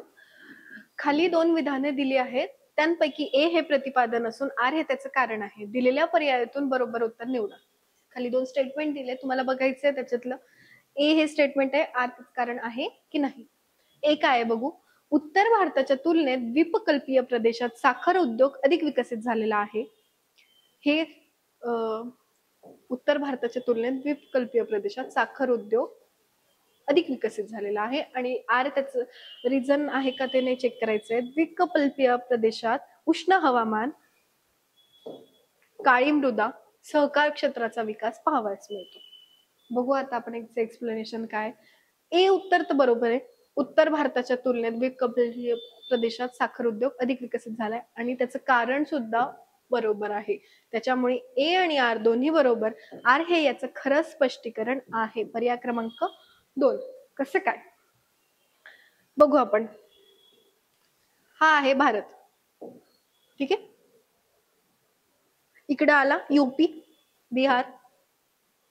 इथं आला खालचा जो आहे ना, हा उत्तर भारतीय मैदानी प्रदेश येतो. यूपी बिहार जो प्रदेश आहे, गंगेचे मैदान जे म्हणतो आपण, तो उत्तर भारतीय मैदानी प्रदेश. त्यानंतर खालचा हा जो त्रिकोण आहे ना, याला एकत्रित द्वीपकल्पीय प्रदेश म्हणतात. याच्यात काय काय येतं? महाराष्ट्र, खाली कर्नाटक, तेलंगणा, आंध्र, तमिळनाडू, केरळ, आणि इकडं आपलं हे छत्तीसगड. हे जे सगळा प्रदेश आहे ना, एवढा हा सगळा येतो द्वीपकल्पीय प्रदेशात येतो. मग उत्तर भारतात आपल्याला माहिती आहे यूपी ऊस उत्पादनात 1 नंबरचं राज्य आहे. त्या तसा विचार केला तर आपलं हे जे स्टेटमेंट आहे, साखर उद्योग अधिक विकसित झालेला आहे उत्तर भारताच्या तुलनेत द्वीपकल्पीय प्रदेशात, तर ते चुकीचं ठरेल. पण नाही. तो महाराष्ट्राच्या तुलनेत उत्तर प्रदेशमध्ये ऊसाचं उत्पादन जास्त ठरतं. पण एकंदरीत द्वीपकल्पीय प्रदेशाचा विचार केला तर त्या सगळ्यांमध्ये महाराष्ट्रात तर येतोच, पण तमिळनाडू सुद्धा क्रमांक 3चं राज्य आहे ऊस उत्पादनात. त्यामुळे पहिलं स्टेटमेंट. आणि साखर उद्योग यूपी मध्ये जरी ऊस उत्पादन जास्त होत असलं तरी ते साखरचं प्रोडक्शन त्या याच्या प्रमाणात घेत नाही, कारण युपी जरा सध्या इथेनॉलच्या प्रोडक्शन मध्ये क्रमांक 1 वर आहे. त्यामुळे आपण जर महाराष्ट्रातले एकंदरीतच भारतातले साखर कारखान्यांचा जर विचार केला तर 1 नंबर कारखाने, साखर कारखाने महाराष्ट्रात बघावयास मिळतात. 2 नंबरचं राज्य आहे युपी. साखर कारखाने तर आपल्याकडे आहेत, झालं ते झालं. काळी मृदा आपल्याकडे बघायला भेटते. सहकार क्षेत्राचा विकास आपल्याला माहितीये की प्रवरानगर अहमदनगरचा जो साखर कारखाना आहे तो सगळ्यात आधी भारतातला पहिला सहकारी साखर कारखाना हा महाराष्ट्रात स्थापन झालेला आहे. हे बघा, देशातील एकूण साखर कारखान्यापैकी 27% साखर कारखाने हे महाराष्ट्रात आहेत आणि 21% साखर कारखाने युपी मध्ये. इथं महाराष्ट्राचा 1 नंबर लागला, म्हणजे आता द्वीपकल्पीय प्रदेशाला 1 पॉइंट भेटला. ऊस उत्पादनात महाराष्ट्राचा 1 number, 2 number UP, 3 number Tamil Nadu, Andhra आणि कर्नाटक. हे जे बाकीचे सगळे जिल्हे राज्य आहेत, सॉरी, हे सगळे द्वीपकल्पीय प्रदेशाचा भाग आहेत. त्याच्यामुळे एकटा हा सोडला, हा महाराष्ट्र, एकटा युपी सोडला तर बाकी सगळे वरचढ ठरतात. त्यामुळे ब्रिटिशांनी जरी पहिला बिहार सारणला येथे साखर कारखाना काढला असला तरी पण आपले जे दोघी स्टेटमेंट आहेत ते बरोबर ठरतात, कारण एकंदरीतच विचार केला तर द्वीपकल्पीय प्रदेश हा उत्तर भारताच्या तुलनेत वरचढ ठरतो. पुढचा प्रश्न बघू आपण. पुढचा प्रश्न बघूया. भारतातील खालील खिंडींचा पूर्वेकडून पश्चिमेकडे योग्य क्रम लावा. कुठून कुठे विचारलाय? पूर्वेकडून पश्चिमेकडे. डायरेक्शन खूप महत्वाची आहे. पूर्व म्हणजे काय आली? भारताचा पूर्व म्हणजे ईशान्य भाग. ठीक आहे, हा काहीसा भारताचा, 1 मिनिट,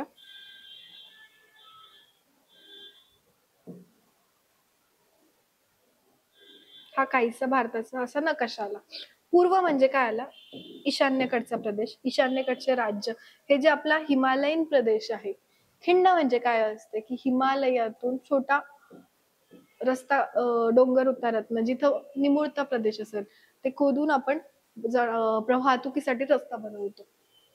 तर त्या अशा काही खिंडी आपल्याला या भागावर बघावयास मिळतात. पूर्वेकडून पश्चिमेकडे म्हणजे सगळ्यात आधी इकडची खिंड पाहिजे.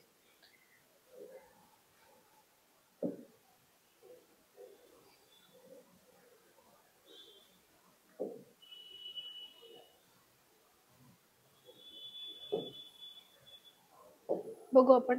पूर्वेकडचे राज्य काय? अरुणाचल प्रदेश. नॉर्थ ईस्ट सगळा पूर्वकडे म्हणजे अरुणाचल प्रदेश मध्ये लिखापाणी नावाची खिंड आहे. दिहांग आणि दिफू, तुम्ही पाहिजे तर स्क्रीनशॉट काढू शकता याचा तुम्ही. हे झाले अरुणाचल प्रदेश. अरुणाचल प्रदेश झाल्यानंतर सिक्कीम येतं. सिक्कीम मध्ये नथुला आणि झेलपला. उत्तराखंड मध्ये नीती लिपुलिका आणि तिकडे माना खिंड पण येते. कोणती? माना खिंड. तुम्ही नुकतंच करंट मध्ये वाचलं असेल तर कैलास पर्वत मानसरोवरची यात्रा आहे ना, कोरोना नंतर परत पहिल्यांदा 4-5 वर्षाच्या ब्रेक नंतर परत सुरू झाली आणि तिथे या खिंडीद्वारेच प्रवेश भेटतो. हिमाचल प्रदेशमध्ये रोहतांग आणि त्यातली शिप्लिका ही खूप महत्वाची खिंड आहे. आणि वरती येतात रेझंग, पीरपंजल, जोजिला, काराकोरम, बारालाचा, खारदुंगला या खिंडी. हे झालं याचं थेरोटिकल एक्सप्लेनेशन. पण तेच मी तुम्हाला सांगितलं, तुम्ही मॅपच्या साह्याने जेव्हा एखाद्या गोष्टीचं एक्सप्लेनेशन स्वतः तुम्ही काढून बघता ते जास्त सोयीस्कर पडतं. तुम्ही बघाल इथे आपण मॅप, हे जे वरचे JNK आणि लडाखचा भाग आहे, इथे येते जोजिला खिंड. जोजिला जी आपल्या ऑप्शन मध्ये बघायला मिळते. त्यानंतर येते शिप्लिका खिंड. यानंतर इथे नीतू आणि लिपुलेखा या कुठे आल्या? उत्तराखंड. इथे आला उत्तराखंड. उत्तराखंड मधनं कैलास पर्वत व मानसरोवराला जोडणारा रस्ता या नीती आणि लिपुलेखा खिंडीतनं जातो. यानंतर आपल्या ऑप्शन मध्ये एक आहे लिखापाणी खिंड. कुठे येते ही लिखापाणी? अरुणाचल प्रदेश आणि म्यानमार. इथे आला म्यानमार आणि इकडं हा आपला अरुणाचल प्रदेश. या अरुणाचल प्रदेश आणि म्यानमारच्या दरम्यान येते लिखापाणी खिंड. आपल्याला पूर्वेकडून पश्चिमेकडे क्रम लावायचा आहे. उत्तराखंड मध्ये उत्तर दक्षिण या माना आणि नीती या दोघी महत्वाच्या आहेत, त्याच्यामुळे त्या दोघींकडे लक्ष क्रम आणि त्यांचा क्रम लक्षात घेणं गरजेचं आपल्याला. वरती येते माना खिंड, ही जी आहे ना माना खिंड, आणि ही येते नीती खिंड.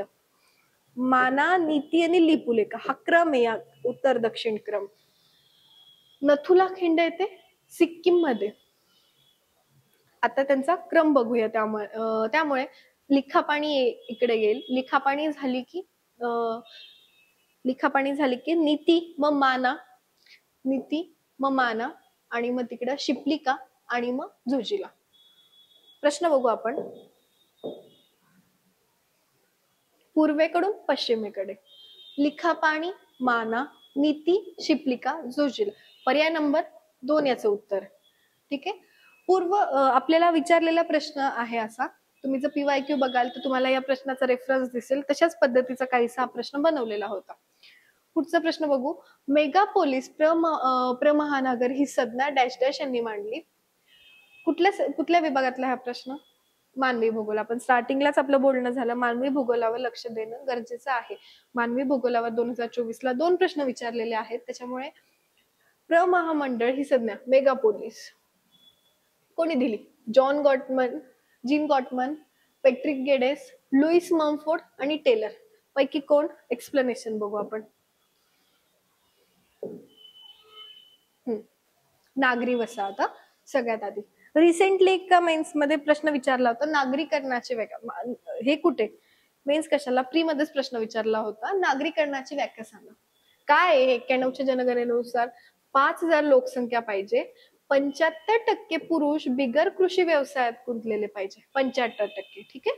बिगर कृषी म्हणजे कृषी व्यवसायावर जर ते गुंतलेले आहेत म्हणजे ग्रामीण प्रकारची लोकसंख्या मोस्टली आपण कन्सिडर करतो. त्यामुळे 75% पुरुष बिगर कृषी. घनता काय पाहिजे? 400. 400 पेक्षा जास्त घनता असेल तर आपण त्यास नगर म्हणू शकतो. ठीक आहे. आपल्या सध्या दशलक्षी शहरांमध्ये महाराष्ट्रातले 10 शहर आहेत. यांचा क्रम कसा आहे? सगळ्यात आधी काय येतं? हॅमलेट, खेड. मग त्याच्यानंतर विलेज, त्याच्यानंतर टाउन म्हणजे काय? शहर. सिटी म्हणजे काय? नगर. मेट्रोपोलिस आणि मेगापोलिस. मराठीत बघाल तर खेड आधी येतं, मग शहर, मग नगर, महानगर, सन्नगर, प्रमहानगर. आता एक एक टर्म बघू आपण याच्यातले. ठीक आहे. नगर सगळ्यात आधी आपण हे गावं तर माहिती आपल्याला, खेडगाव किंवा हॅमलेट, विलेज, वस्त्या आहेत त्या खूप छोटे म्हणजे गावाकडे कसं शेतात, प्रत्येकाच्या शेतात लोक राहतात, त्यांचं घर शेतातच असतं, त्याला म्हणतात वस्ती. सगळे 2-4 अशा वस्त्या एकत्र मिळून आले तर ते म्हणतं खेडगाव. त्याच्यानंतर नगर, 1 लाख प्लस जर लोकसंख्या असेल तर त्याला म्हणतात नगर. ठीक आहे. नगरानंतर होतं महानगर, 10 लाख प्लस लोकसंख्या म्हणजे राजधानीचं शहर असतं किंवा व्यापार केंद्र असतं.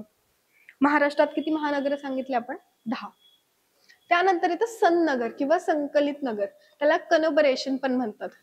काय याचं उदाहरण काय? पुणे इटसेल्फ. की पुणे आणि पिंपरी चिंचवड महानगरपालिका जेव्हा एकत्र येतात त्याला एकत्र मिळून सन्नगर म्हणतात. ही टर्म कोणी दिली असेल तर पेट्रिक गेडेस यांनी दिली. ठीक आहे. 2 शहर एकत्र येतात, पुणे आणि पिंपरी चिंचवड महानगर. त्याच्या पुढचं प्रमहानगर हा आपला प्रश्न आहे. मेगापोलिस ही संज्ञा कोणी दिली तर ही दिली जीन गॉटमन यांनी दिली. 50 लाख प्लस शहर तर येतच यात, पण आजूबाजूचा जो प्रदेश आहे त्याच्यात वाढ झालेली असते, तो भाग पण मिळून मेगापोलिस प्रमहानगर यात विलीन झालेला असतो. तो शहराचा आजूबाजूचा वाढ होऊन तो त्यात विलीन झालेला असतो. ठीक आहे. आणि त्यानंतर ही सन्नगर जी संकल्पना आहे ना ती पेट्रिक गेडेस यांनी दिली. नगर संकल्पना लुईस ममफोर्ड यांनी दिली आणि प्रमहानगर संकल्पना जीन गॉटमन यांनी दिली. हे 3 पार्ट असणं गरजेचं आहे. आज आपण जीन गॉटमन वर विचारला, उद्या आयोग सुद्धा याच्यावर येऊ शकतं, कारण मानवी भूगोलावर प्रश्न विचारण्याचा कल त्यांचा वाढलेला दिसतो. उत्तर काय? Gene Gottman. पुढचा प्रश्न क्रमांक 43. 2001 ते 11 सन या काळातील लोकसंख्या वृद्धी दराबाबत खालील विधानांची सत्यता तपासा. भारताच्या संदर्भातला प्रश्न आहे. स्त्री लोकसंख्येची दशकीय वाढ ही पुरुष लोकसंख्येच्या दशकीय वाढीपेक्षा जास्त आहे. ही स्टेटमेंट बरोबर आहे. स्वातंत्र्यानंतर पहिल्यांदाच लोकसंख्या वाढीच्या दरात घट अनुभवण्यात आली. आपल्याला सगळ्यांना माहिती 1921 हे वर्ष आपलं विभाजन 1921 या वर्षी निगेटिव्ह झाली होती लोकसंख्या. म्हणजे पहिल्या वर्षापेक्षा आधीच्या दशकीय लोकसंख्येपेक्षा या वर्षीची लोकसंख्या कमी झाली होती पहिल्यांदाच. यानंतर 1951 ते 81 हा सगळ्यात जास्त वाढीचा कालावधी भारतासाठी मानण्यात येतो. सगळ्यात जास्त वाढ आपल्या लोकसंख्येत झाली असेल तर ती या कालावधीत झाली होती. आणि त्यानंतर हा जो 1 ते 11 कालावधी आहे ना, पहिल्यांदा मागच्या दशकीय वाढीच्या दरापेक्षा या वर्षीचा या 10 वर्षातला दशकीय वाढीचा दर पहिल्यांदा कमी कमी झालाय. आणि शहरी वृद्धी दर हा ग्रामीण वृद्धी दराच्या जवळपास 2.5 पट आहे. बघू याचं बरोबर आहे की नाही उत्तर. एक्सप्लेनेशन बघा. एकूण वाढ काय झाली, आपण 17.7 हे तर वाचतच असतो, आपण कायमच पाठ करतो लोकसंख्येच्या डेटात. पण ग्रामीण किती आहे, शहरी आपल्याला नागरीकरण पण हाच आकडा आहे की नाही नागरीकरणाचा 31.8. ग्रामीण वाढ काय झाली आहे 12.3. करा बरं मल्टिप्लिकेशन. 12 1 12, 12 2 24, 12च्या निम्मे 6, किती झाले 30 झाले ना, 2.5 पटाच्या आसपास. तर स्टेटमेंट नंबर 3 बरोबर आहे की महाराष्ट्र ग्रामीण दशकीय वाढ ही शहरी दशकीय वाढ ही ग्रामीण दशकीय वाढीपेक्षा जवळपास 2.5 पट आहे. तर हे वाक्य आपण 3 नंबरचं वाक्य बरोबर घेऊ. त्यातल्या त्यात महिला यांची दशकीय वाढ ही जास्त आहे आणि पुरुषांची ही कमी बघायला भेटते. 17.1 आहे जी एकूण दशकीय वाढीच्या जवळपास आहे आणि याची थोडी जास्त महिलांची. आणि राज्यांचा विचार जर केला, दादरा नगर हवेलीमध्ये सगळ्यात जास्त, पण दादरा नगर हवेली केंद्रशासित प्रदेश येतो, त्यामुळे जर राज्यांचा विचार केला खालील 3 राज्य लक्षात ठेवणे गरजेचे, जे मणिपूर, मेघालय, अरुणाचल प्रदेश सगळे नॉर्थ ईस्टचे राज्य, कन्फ्यूज करणारे राज्य आहेत, त्याच्यामुळे ते लक्षात ठेवणं थोडं जिकरीचं काम ठरतं. लोकसंख्या कोणाची कमी झाली असेल तर त्याच्यातलं एकमेव राज्य आहे ज्याची लोकसंख्या कमी झाली मागच्या लोकसंख्येपेक्षा, ते आहे नागालँड. आणि कमी दशकीय वाढ निगेटिव्ह झाली, त्यांची कमी झाली लोकसंख्या. आणि केरळची वाढ सगळ्यात कमी आहे, ते 2 नंबरला येतं. पुढचा प्रश्न बघू आपण. तिघं स्टेटमेंट बरोबर आहे, पर्याय क्रमांक 4 उत्तर.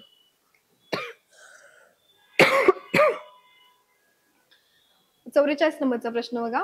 योग्य जोड्या लावा. स्तंभ 1 मध्ये पर्जन्याचे 3 प्रकार दिलेले आहेत आणि त्या संदर्भातल्या गोष्टी स्तंभ 2 मध्ये दिलेल्या आहेत. आपल्याला खाली जोड्या लावायच्या. अभिसरण प्रवाह पर्जन्य म्हणजेच याला दुसरं नाव काय, आरोह पर्जन्य सुद्धा म्हणतात अभिसरण प्रवाहाला. आरोह पर्जन्य म्हणजे काय, आपण लहानपणापासून शिकत असतो की नाही, समुद्राच्या पाण्याची वाफ होते, वाफ होऊन वर जाते, त्याचे ढग बनतात, ढग जड झाले की पाऊस पडतो.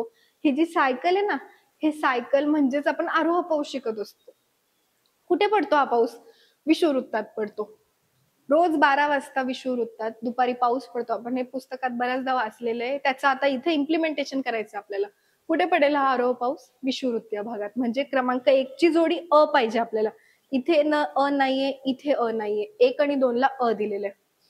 ठीक आहे, पर्याय क्रमांक 2 कट झाला, 3 कट झाला. आरोह पर्जन्य. अजून काय येऊ शकतं बरं, हवेची ऊर्ध्वगामी दिशेने हालचाल मोठ्या प्रमाणात. आता सांगितलं ना मी, समुद्राच्या पाण्याची वाफ होते, वाफ झाल्यावर ती वर जाते. ऊर्ध्वगामी म्हणजे खालून वर, हालचाल खूप जास्त आहे ऊर्ध्वगामी.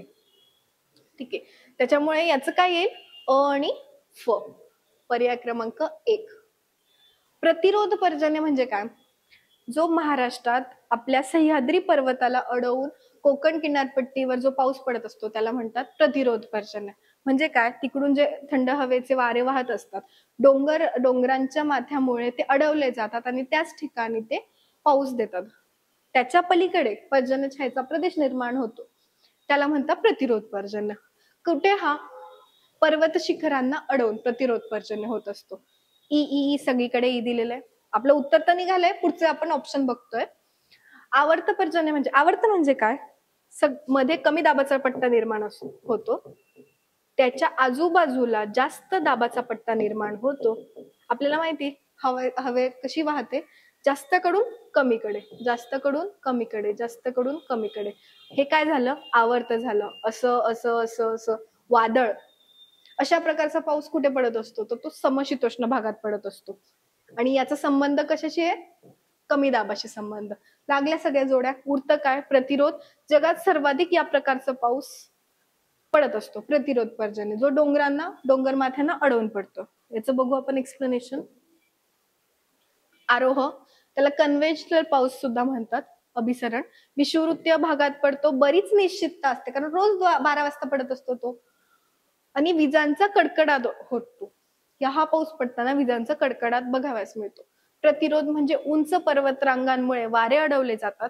इकडं वारे हे आले, थंड वारे, उंच पर्वतरांग, त्याच्या इकडं निर्माण होतो पर्जन्य छायेचा प्रदेश. ठीक आहे. आवर्त हा कमी दाबाचा पट्टा, जास्त दाबाचा पट्टा, त्याची हालचाल होते समशीतोष्ण भागात आणि मर्यादित क्षेत्रात वादळी स्वरूपाचा असतो हा पाऊस. ठीक आहे. पुढचं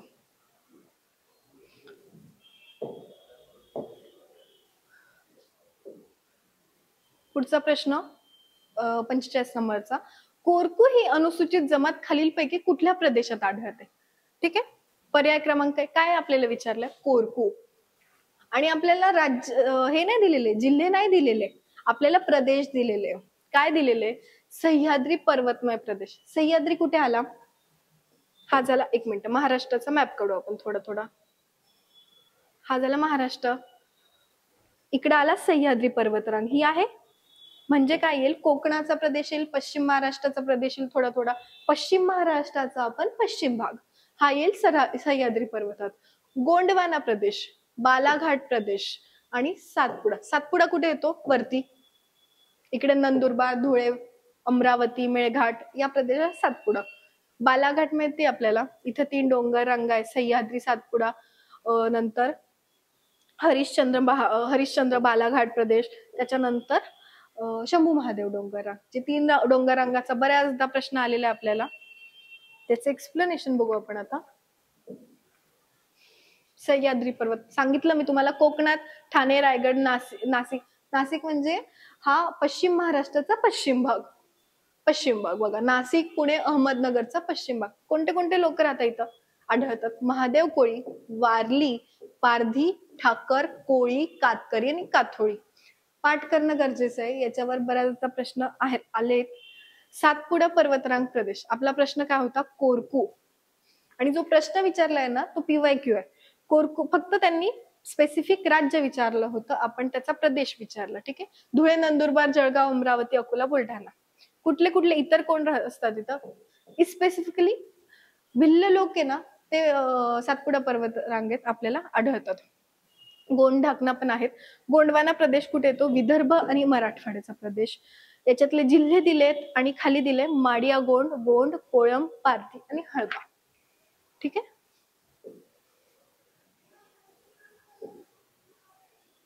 भारतातल्या आदिवासी जमाती दिल्यात इतर, यांच्यापैकी आपण इम्पॉर्टंट बघू. संथाल नावाचे, झारखंड, पश्चिम बंगाल आणि ओडिसा. संथालांचा बंड बघितलाय आपण इतिहासात, तर तेच संथाल येथे. मुंडा जमात कुठे आढळते, तर झारखंड मध्ये आढळते. नंतर बोडो, बोडोलँड माहितीये, आसामवाल्यांना बोडोलँड, त्यांचा बोडो प्रदेश पाहिजे वेगळा, त्याच्यामुळे बोडो जमात कुठे आढळते, आसाम मध्ये. छुतिया सुद्धा कुठे आढळते, आसाम मध्ये. कोटा, निलगिरी डोंगररांग तिकडे आढळते.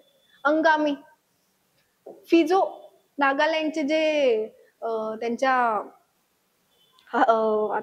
जो उठाव होता त्याच्यामध्ये फिजो अंगामी त्यांचं पूर्ण नाव होतं नाही का, की अंगामी जमात कुठे आढळते, नागालँड मध्ये. अंदमानला नुकतंच तुम्ही करंट मध्ये वाचलं असेल की अंदमानच्या जारवा समुदायातील लोकांना इलेक्शनचे कार्ड देण्यात आले, निवडणूक कार्ड. तर ती जारवा जमात कुठे आढळते, अंदमानला आढळते. आणि बाकी दिलेले आहेत, तुम्ही वाचून घेऊ शकता. ठीक आहे. उत्तर काय आहे, सातपुडा पर्वतरांग. आता पुढचे 46 ते 50 आपण पर्यावरणाचे प्रश्न बघू. पर्यावरणाच्या प्रश्नांच्या संदर्भात तुम्ही बऱ्याचदा करंटचा संदर्भ बघितला असेल. त्याच्यामुळे करंट हा जो प्रश्न आहे तो करंटच्याच अनुषंगाने विचारलाय. प्रश्न बघू आपण. राष्ट्रीय वन्यजीव मंडळासंदर्भात पुढील विधाने विचारात घ्या, त्यांपैकी अयोग्य विधान निवडायचंय. 3 मार्च 2025 रोजी जागतिक वन्यजीव दिनी, 3 मार्च 2025 रोजी जागतिक वन्यजीव दिनी गुजरात मधील गिर राष्ट्रीय उद्यानात राष्ट्रीय वन्यजीव मंडळाची 7वी बैठक पार पडली. ठीक आहे. दुसरं स्टेटमेंट आहे, या मंडळाची स्थापना 2003 साली झाली. पंतप्रधान बैठकीचे पदसिद्ध अध्यक्ष असतात आणि मोदी यांनी आतापर्यंत 5 बैठकांचे अध्यक्षपद भूषवले आहे. आपल्याला एकच अयोग्य विधान निवडायचंय, तर आपण पदसिद्ध अध्यक्ष असतात हे विधान बरोबर मानू. आणि करंट मधला प्रश्न आहे, वाचनात आपल्या नक्कीच आला असेल. मंडळाची स्थापना 2003 साली झाली, हे पण बरोबर आहे. आणि पहिलं स्टेटमेंट आहे जागतिक वन्यजीव दिनी 3 मार्च माहिती असतो आपल्याला, आणि मंडळाची 7वी बैठक पार पडली. मी मागेच सांगितलं की जेव्हा आयोग डिटेलमध्ये एखादा प्रश्न देत असतो, म्हणजे एखादं स्टेटमेंट आहे त्यात उपप्रकार दिलेले असतात, म्हणजे सब जसं वन्यजीव दिनी गुजरात मधील गिर राष्ट्रीय उद्यानात राष्ट्रीय वन्यजीव मंडळाची 7वी बैठक पार पडली, त्याच्यावर प्रश्नचिन्ह सहसा उपस्थित करायचं नाही. सहसा इथं 7वी होती की 8वी होती की 9वी होती मला नाही माहिती, असा प्रश्न उपस्थित करायचा नाही. त्याच्याऐवजी जे बाकीचे स्टेटमेंट दिले त्यांच्या संदर्भात विचार करायला पाहिजे. ठीक आहे. हे आपण बरोबर जर धरलं, मोदी यांनी आतापर्यंत 5 बैठकांचे अध्यक्षस्थान भूषवले. तुम्ही बघितलं असेल, एक गोष्ट नोटीस केली, स्थापना कधी झाली? 2003 साली झाली. बैठक कितवी आहे? 7वी बैठक. मोदींना सरकार स्थापन करून हे मोदींचं 11वं वर्ष आहे. ठीक आहे.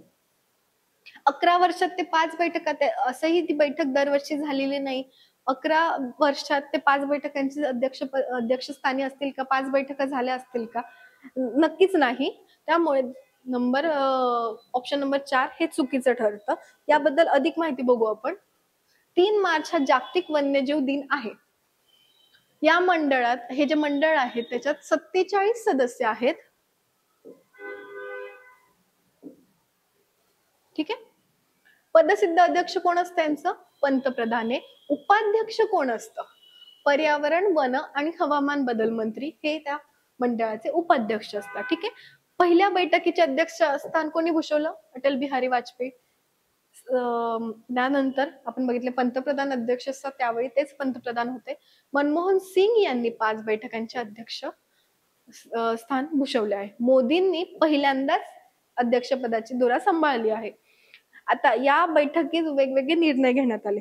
काय काय घेण्यात आले ते बघूया आपण. राष्ट्रीय वन्यजीव संदर्भ केंद्र स्थापन करायचे आपल्याला जुनागड, गुजरात इथे. ठीक आहे. 16वी सिंहगणना करणारे भारत. दर 5 वर्षांनी सिंहगणना केली जाते. मागची जनगणना होऊन 5 वर्ष झालेले आहेत, त्यामुळे आता 16वी सिंहगणना. आणि आता तुम्ही करंट मध्ये वाचलं असेल तर ही गणना झाली सुद्धा आहे. त्यानंतर घरियाल संवर्धनासाठी प्रकल्प उभारायचा आहे. घरियाल म्हणजे काय? मगरीचा प्रकार आहे घरियाल.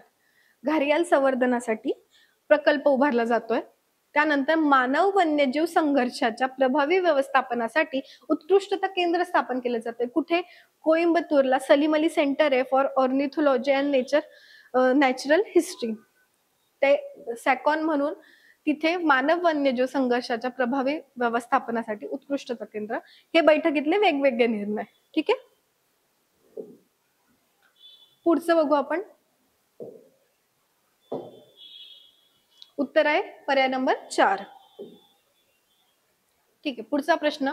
डॅश डॅश तंत्रज्ञानाचा वापर समुद्राच्या तळाशी खडकासारखी सामग्री तयार करून प्रवाळ भित्तिकांच्या संरक्षणासाठी केला जातो. कदाचित तुमची कोणी हे वाचनात आलं असेल नसेल माहित नाही, पण हे प्रवाळ भित्तिका आपल्या सिलेबसचा पार्ट आहे. त्याच्यामुळे प्रवाळ भित्तिकांसंबंधी जनरल माहिती आपल्याला माहित असणं गरजेचं आहे. तर त्या माहितीच्या बेसिसवर तुम्ही याचं उत्तर काढू शकता. तुम्ही जर विचार केला, ॲटॉल प्लॅटफॉर्म हा काय? हा प्रवाळ भित्तिकेचा प्रकार आहे. त्यामुळे हे तंत्रज्ञान तर नसू शकतं. पर्याय नंबर 4 गेला. यानंतर कोरल ब्लिचिंग आणि मरीन अपवेलिंग ह्या काही संज्ञा आहेत ज्यांचे डेफिनेशन आपण अभ्यासतो, पर्यावरणाचा अभ्यास करताना बऱ्याचदा अभ्यासतो. त्या काय आहेत तर ते बघू. त्या दोन संकल्पना याच्याशी रिलेटेड नाहीये, त्याच्यामुळे उत्तर काय आहे, एलिमिनेशन पद्धतीचा जर वापर केला तर तुमचं उत्तर येतं बायोरॉक. आणि बायोरॉक ह्या तंत्रज्ञानाचा वापर करून आपण समुद्राच्या तळाशी खडकासारखी सामग्री तयार करून प्रवाळ भित्तिकांच्या संरक्षणासाठी केला जातो. एक्सप्लेनेशन बघू आपण याचं. सगळ्यात आधी बघू कोरल ब्लिचिंग. काय असतं कोरल ब्लिचिंग? आपल्याला माहितीये झुझॅन्थोल असतात ना, एक मिनिट, ते प्रवाळांसोबत सहजीवन पद्धतीने जगत असतं. प्रवाळांसोबत सहजीवन पद्धती सायन्स मध्ये अभ्यासतो आपण.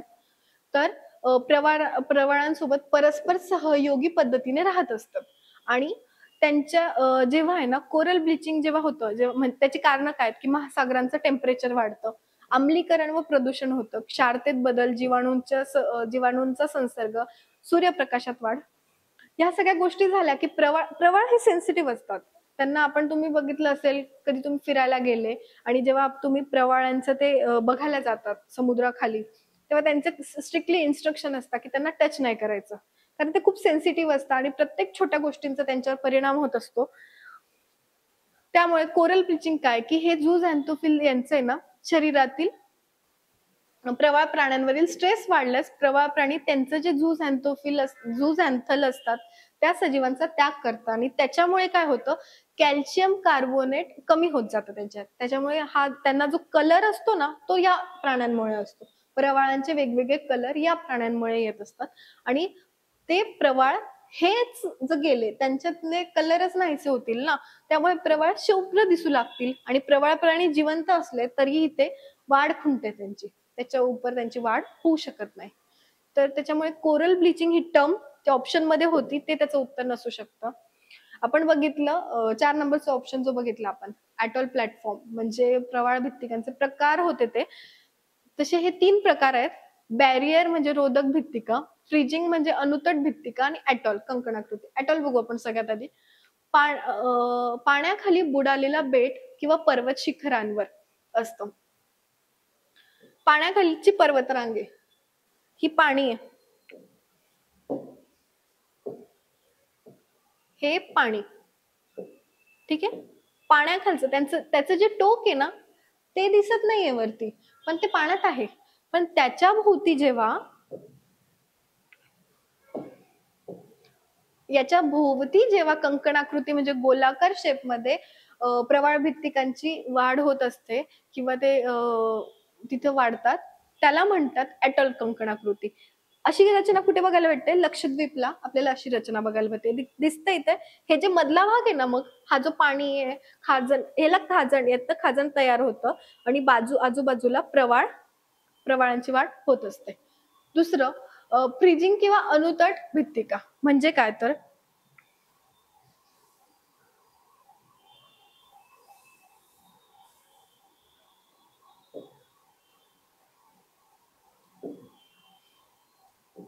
समजा हे बेट आहे,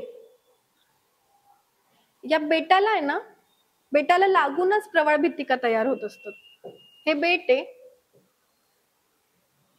आणि याला लागूनच प्रवाळ भित्तिका तयार होतात, त्यांच्यामध्ये पाण्याचा संबंध येत नाही. ही जी आहे ना ही प्रवाळ भित्तिका आहे समजा, आणि हे बेट आहे, त्याच्यामुळे याच्यात खाजण तयार होणार नाही. खाजण काय असतं? खाजण म्हणजे सरोवर, बंदिस्त पाण्याचा स्रोत असतो तो खाजण म्हणजे. आणि अशी रचना कुठे बघायला भेटते आपल्याला? अंदमान निकोबारला. हे बघा बेट आहे, हे प्रवाळ आहेत आणि अंदमान निकोबारला अशी रचना आहे. बॅरियर किंवा रोधक म्हणजे बेटाभोवती कंकणाकृती, त्याच्यामुळे प्रवाळ आणि बेट यांच्या दरम्यान खाजण तयार होते.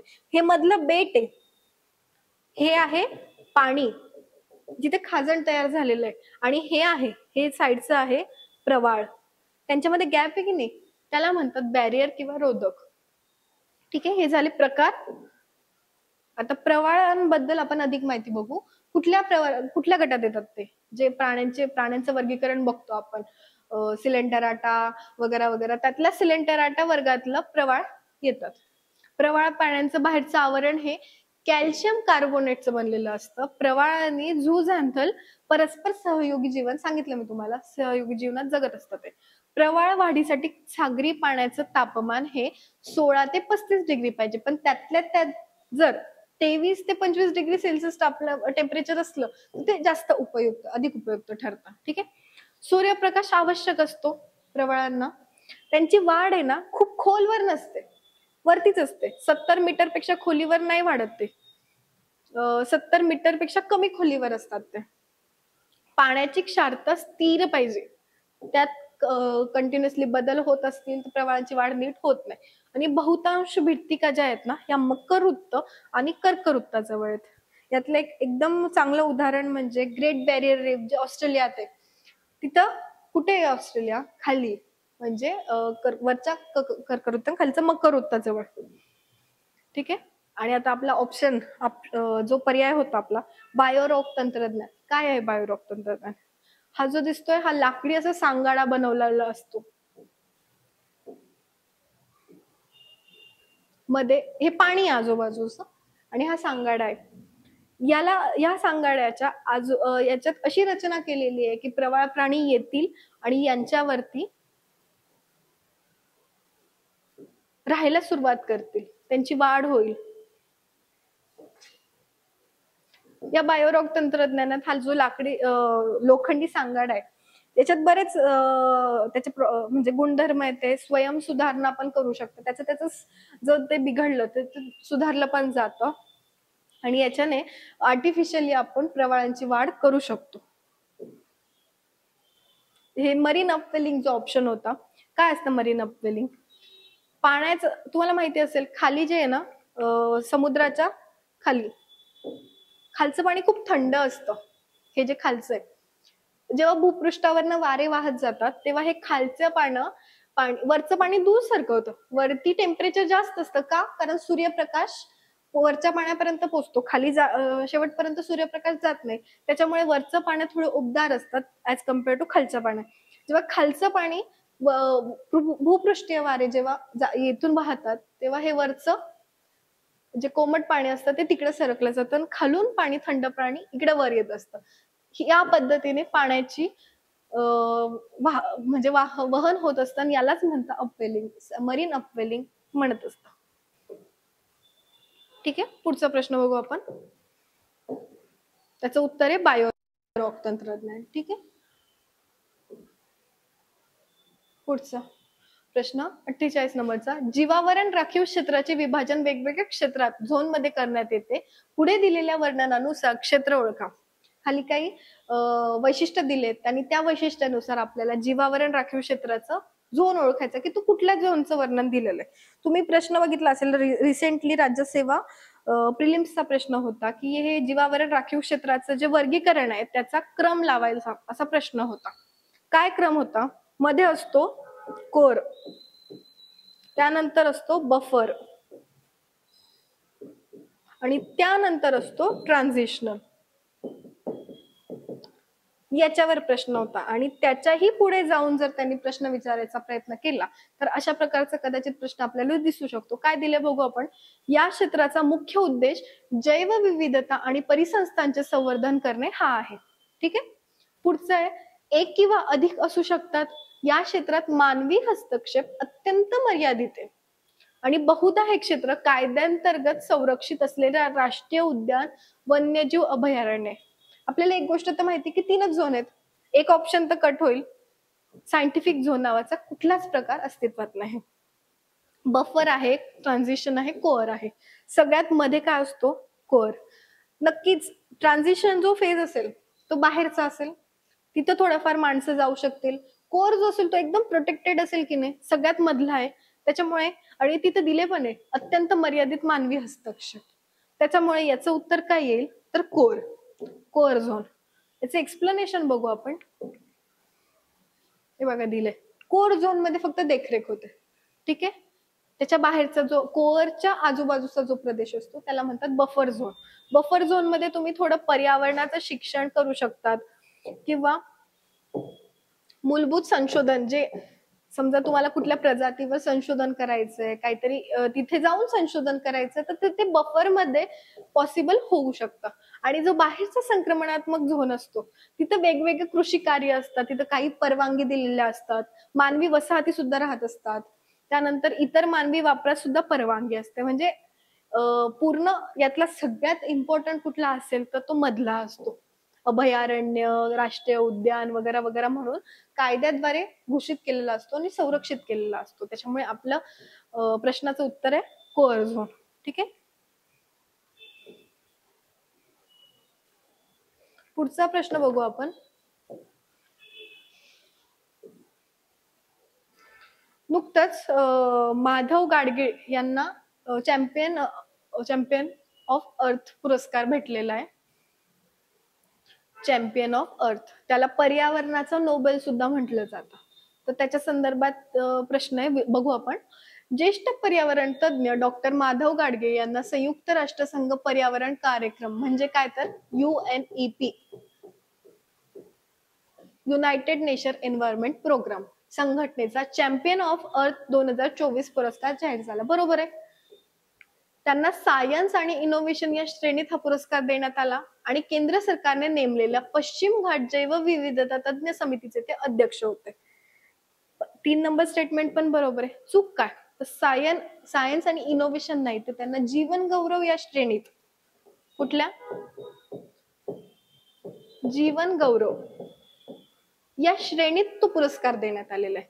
त्याच्यामुळे क गेलं, सॉरी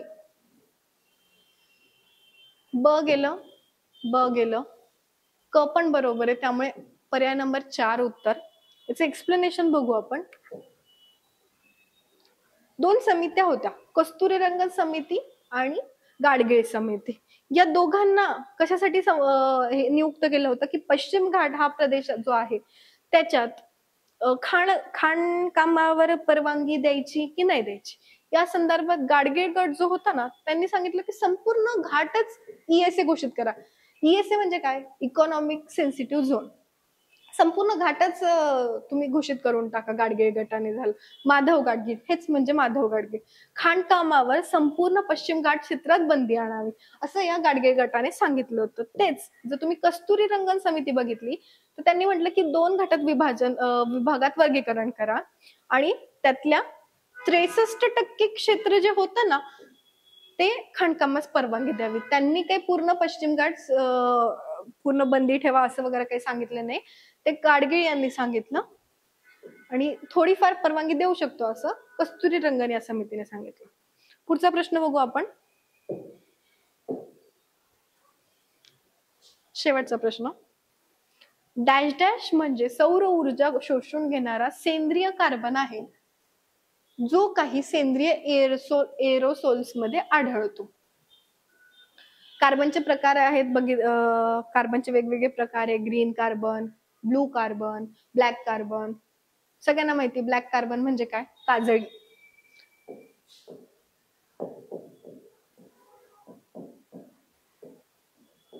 अर्धवट ज्वलनातनं जो निर्माण होतो त्याला म्हणतात ब्लॅक कार्बन. ब्लू कार्बन काय, जो महासागराशी रिलेटेड काहीतरी असू शकतं, सागराशी रिलेटेड काहीतरी. ब्राऊन आणि ग्रे मध्ये कन्फ्युजन होतंय, तर आपण याचं एक्सप्लेनेशन बघू. हे दिलेले प्रकार. ब्लू कार्बन बघितला आपण, वातावरणात साठवलेला असेंद्रिय कार्बन CO2 किंवा महासागरांमध्ये. ब्लू म्हणजे महासागराशी रिलेटेड काहीतरी असेलच.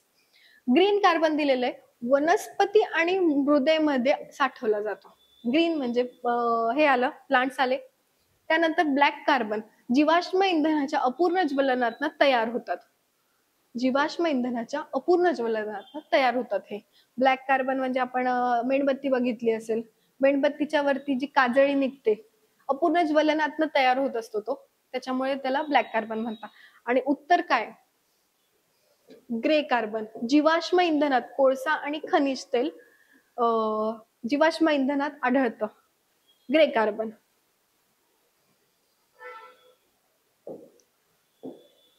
याचं उत्तर काय, ब्लॅक येणार नाही, ग्रे येणार नाही. उत्तर काय, ब्राऊन कार्बन. हा कुठे आढळतो आपण बघितला, जीवाश्म इंधनात.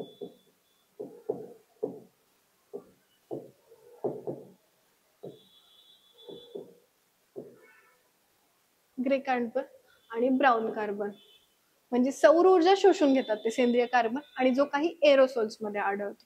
उत्तर आहे ब्राऊन कार्बन. ठीक आहे. तर हे झाले आपले प्रश्न.